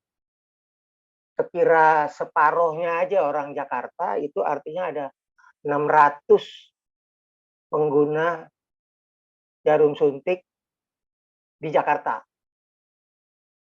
Bisa sabu-sabu, bisa yang lain. Pokoknya disuntik kan kriterianya. Tapi KTP-nya bisa dipilah Jakarta non-Jakarta dan dia tidak duplikasi gitu. Jadi angkanya akan bagus sekali. Itu mengenai jangkauan dan jumlahnya kalau bisa dipilih Jakarta non Jakarta. Kedua, saya lihat dari yang dijangkau tersebut yang dirujuk itu ya langsung anjlok lah ya, kayak Januari dijangkau 377, yang dirujuk 42. Jadi 5, 6, 10, 7, 9. 1/9. Jadi yang dirujuk 1/9. Apa masalahnya kesulitan merujuk? Barangkali itu. Nah, karena di Februari juga begitu, dijangkau 843, yang dirujuk 137. Itu 1/7-nya.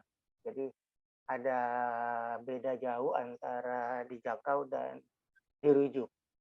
Mengenai hasil tes, saya lihat di Januari ditemukan 1, Februari tidak ditemukan. Tetapi tahun 2022 itu ditemukan banyak. Jadi 2 bulan ini kita baru ketemu 1.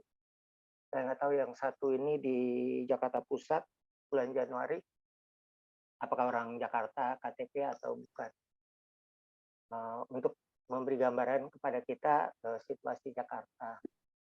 Jadi itu beberapa pertanyaan saya, mungkin bisa dijelaskan. Makasih Pak. Ya, silakan Mas Jun mungkin barangkali disampaikan. Jadi kalau kita lihat barangkali memang antara yang dijangkau nih istilah nggak pembatis untuk penjangkauan, tapi memang untuk rujukan di tes ini sangat minim banget. Nah barangkali, ini kan masih bulan pertama kedua, mungkin barangkali bulan ketiga yang bulan Maret ini ada peningkatan yang nanti barangkali bisa dilakukan teman-teman ya. Silakan Mas Jun. Baik Pak, terima kasih. Yang pertama kaitannya dengan pemilahan data ya, KTP Jakarta sama non Jakarta.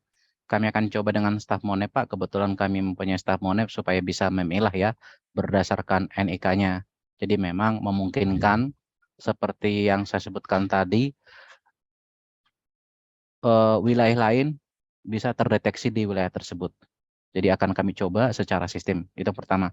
Terus yang kedua, kaitannya dengan yang dijangkau dan dirujuk sangat sedikit. Seperti yang disebutkan dari awal Pak, mungkin populasi piwit, maaf, popkun piwit itu berbeda sama dengan popkun lain. Popkun piwit itu dari beberapa tahun terakhir kita analisa, untuk tingkat kasus IMS sama HIV itu sangat sedikit. Ini kami juga bandingkan dengan ketika kami menggunakan screening HIV berbasis mandiri. Sampai saat ini, selama tahun 2022 sampai dengan tahun 2023 Februari, tidak ada kasus reaktif ketika kami menggunakan OFT. Itu kenapa? Apakah salah? Tidak. Tapi menurut kami, justru pengetahuan Piwi terhadap informasi resikonya dia sudah terpapar.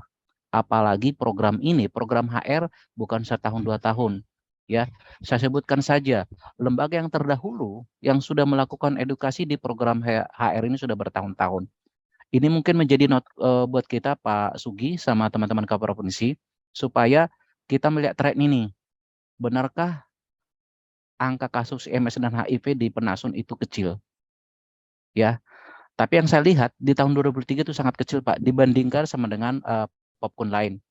Terus kaitannya dengan sedikit dirujuk pada Januari sama dengan Februari memang mungkin karena awal Pak ya. Karena memang kebetulan kami besok akan melakukan kegiatan mobile HCT, mobile PCT di tempat PW terkonsentrasi dan di tempat lain. Seperti tadi saya juga izin Pak Sugi informasi, kegiatan kami tadi ada di Bapas Jakarta Barat. Jadi tadi pagi saya sama teman tim yang ada di Jakarta Pusat itu melakukan kegiatan program pasca rehab. Jadi warga binaan pemasyarakatan yang baru bebas 1 minggu, 1 bulan itu dikenakan wajib lapor. Itu kami lakukan kegiatan sinergitas antara YMM sama dengan Bapas. Nah, kami lakukan pertemuan dan kami lakukan pembinaan. Dan tadi kami lakukan kegiatan langsung dengan Puskesmas Cempaka Putih untuk langsung tesnya. Ini kenapa kami lakukan? Karena kita nggak tahu setelah mereka keluar dari lapas atau rutan, resikonya seperti apa. Mudah-mudahan nanti hasilnya juga tetap baik gitu. Karena sekali lagi program ini kami lakukan supaya tetap terdeteksi faktor resiko si PIWID ini. Ya, jadi mungkin kalau orang beranggapan, kenapa sih sangat sedikit capaian tesnya? Kalau mereka bilang faktor resikonya sudah kecil, Pak. Jadi mereka sudah tahu ketika mereka menyuntikkan bareng, mereka tahu resikonya. Sehingga mereka itu tidak mau lagi menggunakan jarum suntik berbarengan. Caranya seperti apa? Mungkin mereka mengakses jarum tidak di layanan kesehatan, tapi mereka mengakses layanan di pasar gelap atau membeli secara online. Secara sistematik di seluruh Indonesia, jenis jarum suntik yang digunakan sekarang itu tidak sesuai dengan polanya mereka. Katanya sih tidak enak ketika dipumping. Nah, makanya kadang kepala jarumnya itu mereka beli secara online. Atau enggak, ada beberapa puskesmas yang menyediakan jarum tersebut yang sesuai dengan kehendak mereka, sesuai dengan keinginan mereka yang merek tertentu, itu akan mereka ke sana. Nah, analisa kami terakhir ini tidak semua layanan itu menyediakan ini jarum suntik steril karena mungkin berdasarkan SPM targetnya kecil, jadi disediakan sangat kecil juga gitu. Jadi makanya kami coba membuat terobosan supaya mereka membeli jarum suntik tentunya sesuai dengan apa ya ketentuan, tentunya tetap sendiri-sendiri tidak menggunakan secara bareng-barengan karena mereka kekhawatiran ketika mereka ke layanan mereka khawatir ditangkap walaupun didampingi tetap mereka nggak mau gitu. Tidak semuanya sih, tapi ada 1-2 orang yang mau didampingin ketika ke layanan. Jadi itu Pak Taufik, ya mudah-mudahan nanti tingkat inisiasi mereka untuk melakukan tes tetap ada gitu karena kami selalu mempromosikan khususnya kami menggunakan peer kami, peer educator kami yang di setiap pospot. Jadi supaya tetap melakukan tes sejak dini gitu. Supaya lebih tahu statusnya sejak dini supaya lebih tahu menghindari dan menggunakan layanan kesehatan yang memang sudah terintegrasi di beberapa layanan. Kurang lebih seperti itu Pak. Terima kasih Pak Sugi dan Dr. Taufik. Ya, makasih Mas Jun. Terima kasih. Ya, makasih Dr. Taufik juga. Sekali lagi mungkin barangkali ada dari KPAK yang bertanya. Mas Sugi, saya mau nanya. Silakan Dok, Bu Eti. Itu tadi disampaikan ada layanan yang menyediakan jarumnya saja. Itu layanan di mana ya? Silakan Mas Jun. Oke, Mas Panca, monggo monitor. Iya Bang Jun. Iya, Untuk layanan jarum suntik steril Jakarta Barat ya Bunda ya. Kalau untuk layanan las Jakarta Barat itu hampir semua rata-rata ada layanan lasnya Bunda. Ya, ada layanan lasnya. Tadi Mas Jun menyampaikan bahwa ke teman-teman itu bisa mengakses hanya jarumnya saja. Oh, Kalau enggak. Jadi Nggak di pumping maksudnya. Jadi yang saya maksud gini Bu. Jadi Beli online Bunda. iya, Beli online yang saya maksud. itu kepalanya aja. Banyak teman-teman dari populasi kunci yang enggan akses ke layanan, dia beli online untuk jarumnya aja, kepalanya aja. Seperti itu Bunda. Kalau untuk jadi layanan, jarumnya beli kan? iya. Jarumnya beli, yang bisa dipampingnya pakai one-jack atau pakai yang biasa Trumo, terus mereka hanya beli jarumnya saja, atasnya ditukar, seperti itu. Kalau situasi di Jakarta Barat, untuk yang beli online itu tetap yang bongnya itu Terumo, palanya dia beli yang Terumo juga. Tapi kalau untuk yang one jack, karena teman-teman kayaknya sekarang udah jago nih, sampai kami petugas lapangan diajarin seperti ini loh Bang, kalau mampingnya setengah aja itu baru bisa dipamping, seperti itu sih Bunda. Ya oke, karena kan saya barusan juga kan ketemu dengan Panca, kan barusan kita habis meeting juga ya gitu. Jadi maksud saya apa yang disampaikan Mas Jun sama Mas Panca juga harus satu suara gitu ya. Saya kaget tadi kalau nggak saya dengar layanan menyediakan jarumnya saja. Jadi saya jadi tergerak, hati saya pengen tahu nih layanan mana yang hanya menyediakan jarumnya saja. Oke, Gitu loh. jadi saya betulkan Itu tadi Bunda Eti. Jadi seperti yang dikatakan tadi Mas Panca, memang mereka mengakses jarum semuanya. Jadi tidak hanya ini komplit, tapi pada kenyataannya kadang mereka tuh melakukan ini Pak, seperti yang dikatakan Mas Panca tadi, gitu. Karena tidak cocok, mereka beli kepalanya aja, gitu. Jadi mungkin apa ya, kita nggak tahu juga ya. Tapi berdasarkan penggalian jarum yang sekarang itu tidak cocok kata mereka, dan beberapa ini juga yaitu tadi ya, tidak dapat feel-nya, tidak bisa ditarik di ulur ataupun di pumping gitu. Jadi mereka tetap ngambil jarum, tapi kadang kepalanya mereka beli lagi. Seperti itu sih Bunda. Jadi tidak hanya ininya aja, jarumnya aja, tapi semua kepalanya gitu. Jadi semua.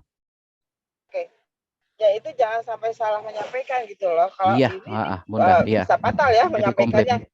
Ngambil jarum, kalau memang ya layanan jarum steril, semua puskesmas ada layanan jarum steril ya. Tapi kalau puskesmas menyediakan hanya palanya aja itu nggak ada gitu. Ini aku Iya, lagi memang sama tidak ada Bu. puskesmas karena Nggak nah mungkin. itu tadi Ya. kayaknya Mas Jun menyampaikan ngambil itunya di puskesmas, saya kaget gitu. Kan. Jadi Oh, itu ya. mungkin penyampaiannya beda Bu. Jadi ngambil Ya. semua satu paket. Jadi jangan sampai salah persepsi lah ya. Baik Ya. Bunda, terima kasih Bunda. Ya, terima kasih Bu Eti. Ya, prinsipnya memang itu tadi yang disampaikan, dan ini adalah sudah dirasakan memang teman-teman komunitas di 5 wilayah.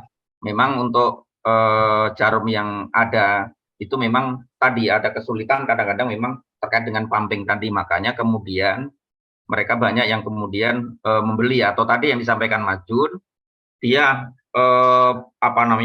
untuk bomnya itu adalah menggunakan yang ada, tapi kemudian kepalanya dia pakai yang Terumo. Nah ini mereka cuma ngambilnya dari layanan semua satu paket tentunya. Bapak Ibu silakan, mungkin dari KPK kalau nggak ada, mungkin barangkali dari selatan, Dr. Tia, Dr. Eka dari timur, Dr. Putri dari utara.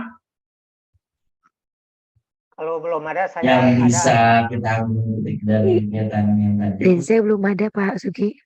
Siap, Dr. Tia. Ya. Dr. Topik ada lagi? Ada 2 pertanyaan, Mas. Silakan Dok. Silakan. Satu, dari gambar-gambar yang ditampilkan, saya lihat banyak sekali dari Bapas, Lapas, Rutan. Jakarta maupun Tangerang. Ada yang dari non lapas tadi itu saya lihat ada satu foto di Kemayoran.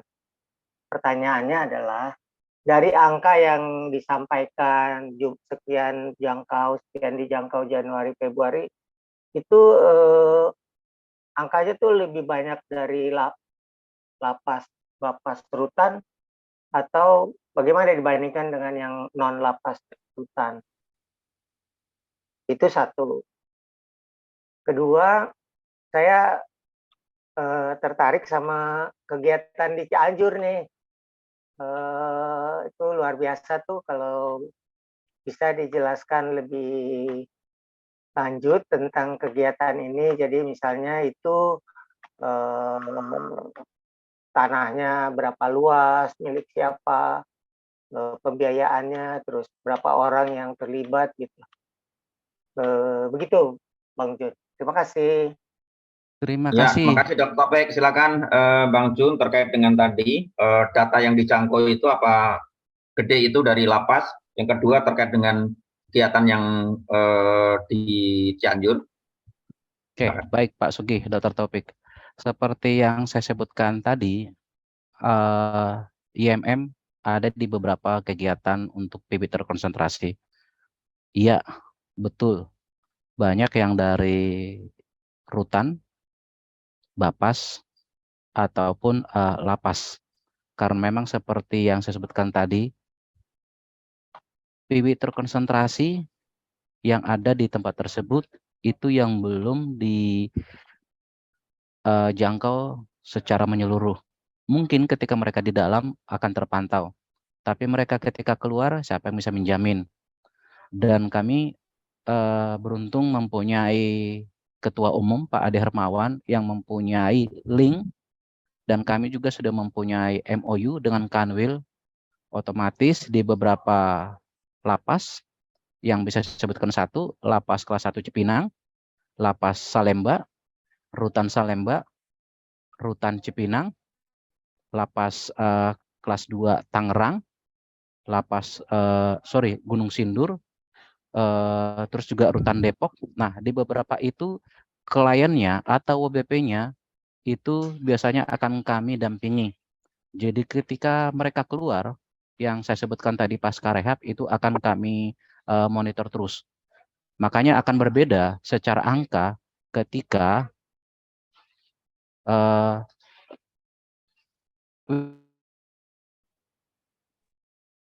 jadi angka-angka yang tadi akan berbeda gitu. Karena memang ketika di luar akan pasti sangat sedikit jumlahnya Pak ketika di dalam. Kalau kita masuk ke lapas contoh di di rutan Salemba kurang lebih itu sekitar 300-an lebih, dan berdasarkan asesmen hampir 75% mereka adalah pengguna. Begitu juga sebaliknya di rutan Cipinang. Jadi makanya angka terbesar berasal dari situ. Terus yang kedua kaitannya dengan IMM program rehab kami yang di Cianjur. Jadi dampak positif ketika kami kerjasama dengan Kanwil Provinsi DKI, kami banyak mendapatkan refer klien dari Polsek, BNNK, yang ketika berdasarkan hasil asesmen, dia dianjurkan untuk program rehab medis, kami akan selesaikan dulu secara medis. Ketika dia di-refer berdasarkan rujukan rehab sosial, kami akan refer ke IMM cabang Cianjur, di mana di sana ada beberapa konselor kami, SDM kami yang siap melakukan pembinaan. Kalau tanah dan bangunan itu milik lembaga, jadi tidak sewa, seperti yang saya sebutkan tadi, di mana hari gini 50.000 uang makan dapat 3 kali. Jadi makanya kami sebagai IPWL menuntut supaya pemerintah hadir. Dulu pemerintah membiayai kegiatan ini, sekarang enggak. Otomatis kami harus memutar otak caranya seperti apa. Salah satunya adalah menggunakan ekonomi kreatif. Jadi di sana kami mewajibkan ketika ada klien tidak hanya dapat sesi, tapi ikut juga ekonomi kreatif, menanam cabai, kol, kopi, dan juga domba Pak. Kemarin kalau nggak salah dari KPA Jakarta Pusat ya sudah mengagendakan tapi batal. Jadi ya kami sih senang hati apabila dari teman-teman lain mau melakukan kunjungan, monggo. Jadi di sana friendly, jadi di sana yang bertato sudah terbiasa ke pasar, Pak. Jadi klien kami itu sudah kami ajarkan untuk mengelola uang secara mandiri. Jadi dengan contoh 300.000 mereka bisa beli apa? Buat apa? Kalau dulu mungkin buat beli barang, tapi mereka bisa memanage itu dengan buat beberapa orang. Dan kebetulan itu sudah berjalan lama dan itu juga IPWL kami, rehab kami ramah lingkungan dalam arti program rehab kami antara rehab sama dengan masyarakat itu tidak ada batas. Jadi tidak ada pagar berduri. Jadi ketika mereka bersosialisasi bisa kapanpun, ketika beribadah bisa kapanpun, tidak terbatasi oleh pagar-pagar lain yang membuat mereka sekat sendiri. Selain itu juga kami membuat mereka itu lebih mandiri. Contoh, ketika mereka keluar dari sana kami bebaskan. Tidak melulu, tidak diharuskan ketika pecandu harus menjadi seorang konselor. Tidak. Karena di sana yang kami dampingin tidak hanya berasal dari kalangan menengah ke bawah, yang berpendidikan menengah ke bawah. Ada juga yang mahasiswa gitu. Dan ini kami berdayakan di YMM, makanya kami tersebar di berbagai kota supaya mereka berdayakan. Sampai saat ini juga ya kami tetap menjalin hubungan. Malah ketika mereka keluar, ketika mereka menjadi profesi hukum, itu akan kami libatkan di beberapa kegiatan kami. Jadi kami juga ada beberapa lawyer yang konsen mendampingi pengguna nafsa. Karena kadang ketika pengguna nafsa tertangkap di polsek atau di polres atau di tempat lainnya itu kadang di 86-kan. Ini yang kami tekankan supaya mereka tahu haknya apa. Jangan langsung di 86-kan. Kita tahu ya banyak beberapa oknum itu kadang 86-kan. Jadi kami juga melalui program-program memberikan pembinaan kepada klien-klien supaya mengetahui haknya sebagai warga negara. Bahwa sebelum mendapatkan putusan hukuman, mereka berhak didampingi oleh lawyer. Supaya tidak diintimidasi atau bahasa tadi 86-kan. Karena banyak pecandu itu dimiskinkan. Ketidaktahuannya terhadap haknya sebagai warga negara. Jadi itu kami tanamkan juga di sana, Pak. Dan alhamdulillah pada saat ini kami juga ada Community Liaison Officer, itu Mas Ridwan, itu mendampingi pengguna nafsa yang di DKI Jakarta mendapatkan kekerasan. Tidak hanya fisik, tapi juga mendapatkan pemerasan. Jadi itu akan kami dokumentasikan, karena tidak hanya di populasi Fiji kah, yang lainnya kah, tapi di PB juga banyak mendapatkan kekerasan, tapi tidak terdokumentasikan. Pada tahun ini, per Maret, itu akan kami dokumentasikan, supaya piwit-piwit yang mendapatkan kekerasan itu bisa didampingi secara baik dan benar. Kurang lebih seperti itu, Pak Sugi dan Dr. Tepuk. Terima kasih. Ya, terima kasih Bapak Ibu. Kita sudah bincang-bincang 2 jam nih, sangat menarik, sangat hangat untuk dibincangkan terus. Kalau kita ini saya yakin bisa maghrib juga nggak kelar.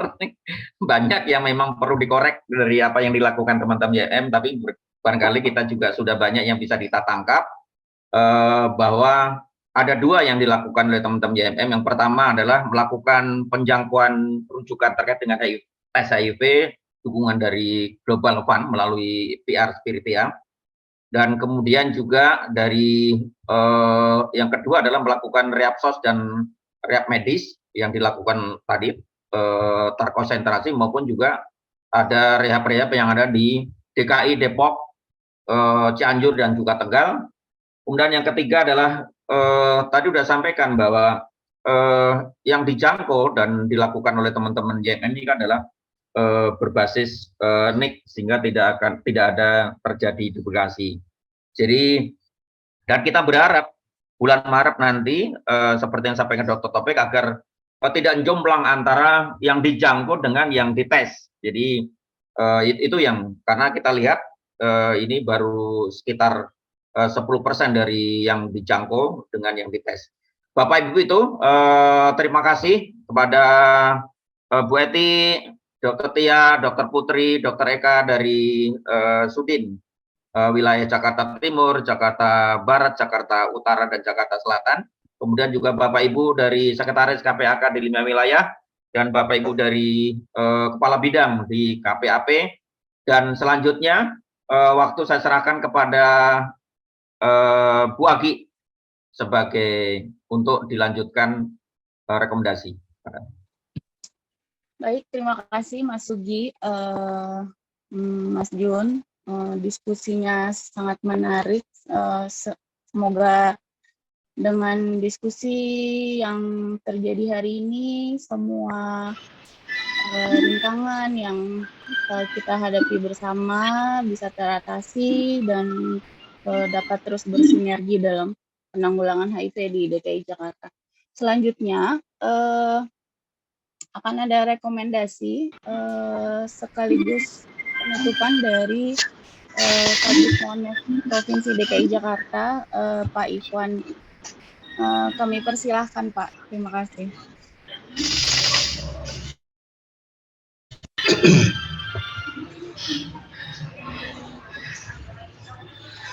Terima kasih Mbak Agi.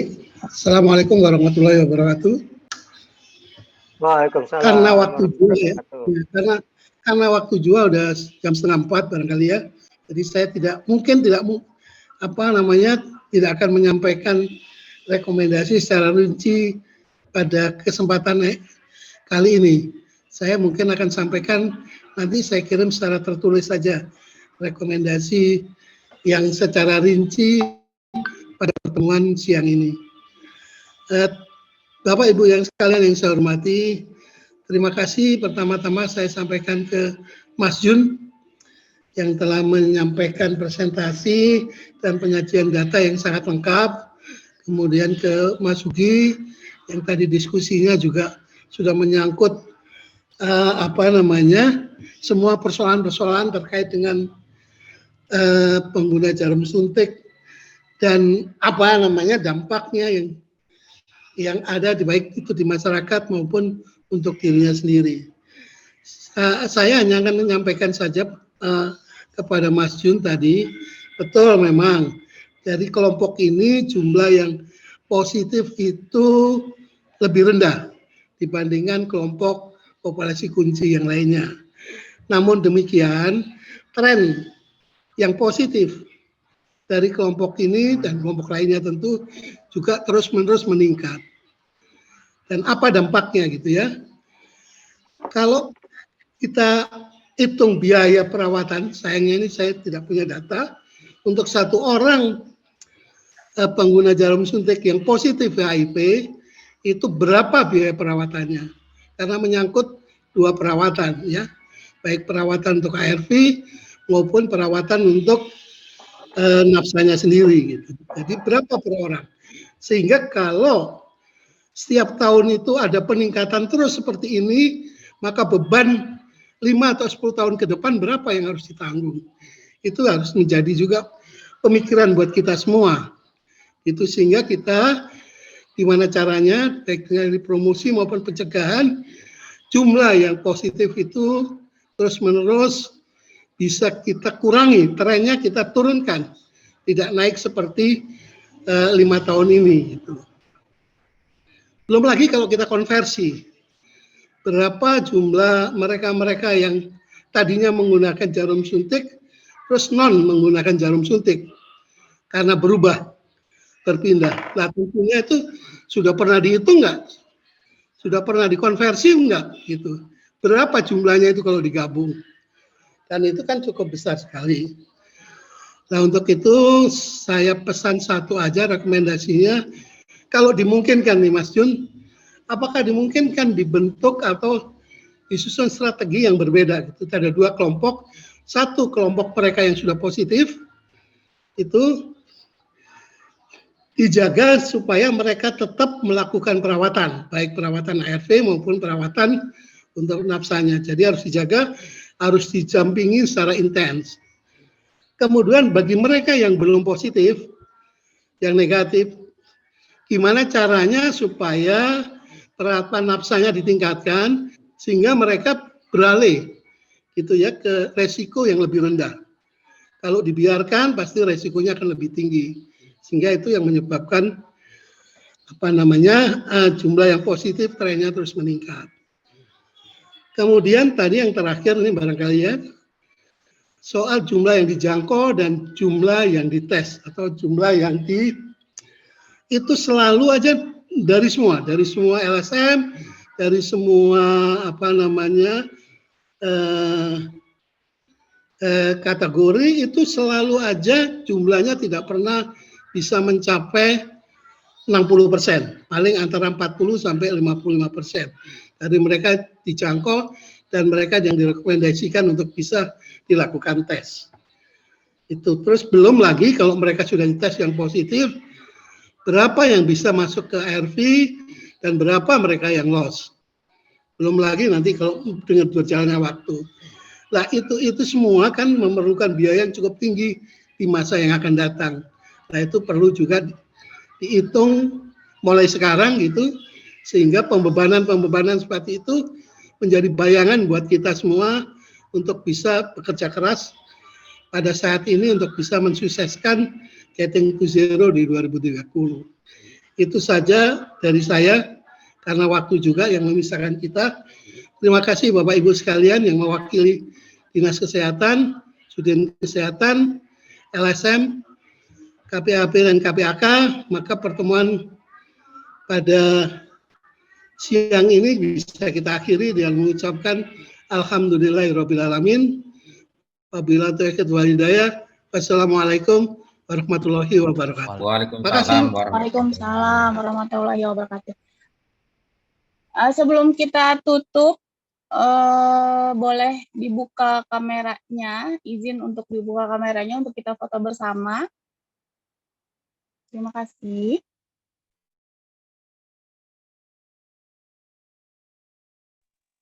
Mbak Debbie, silakan Mbak Deb. Oke, kita semua 3-0, 1, 2, 3.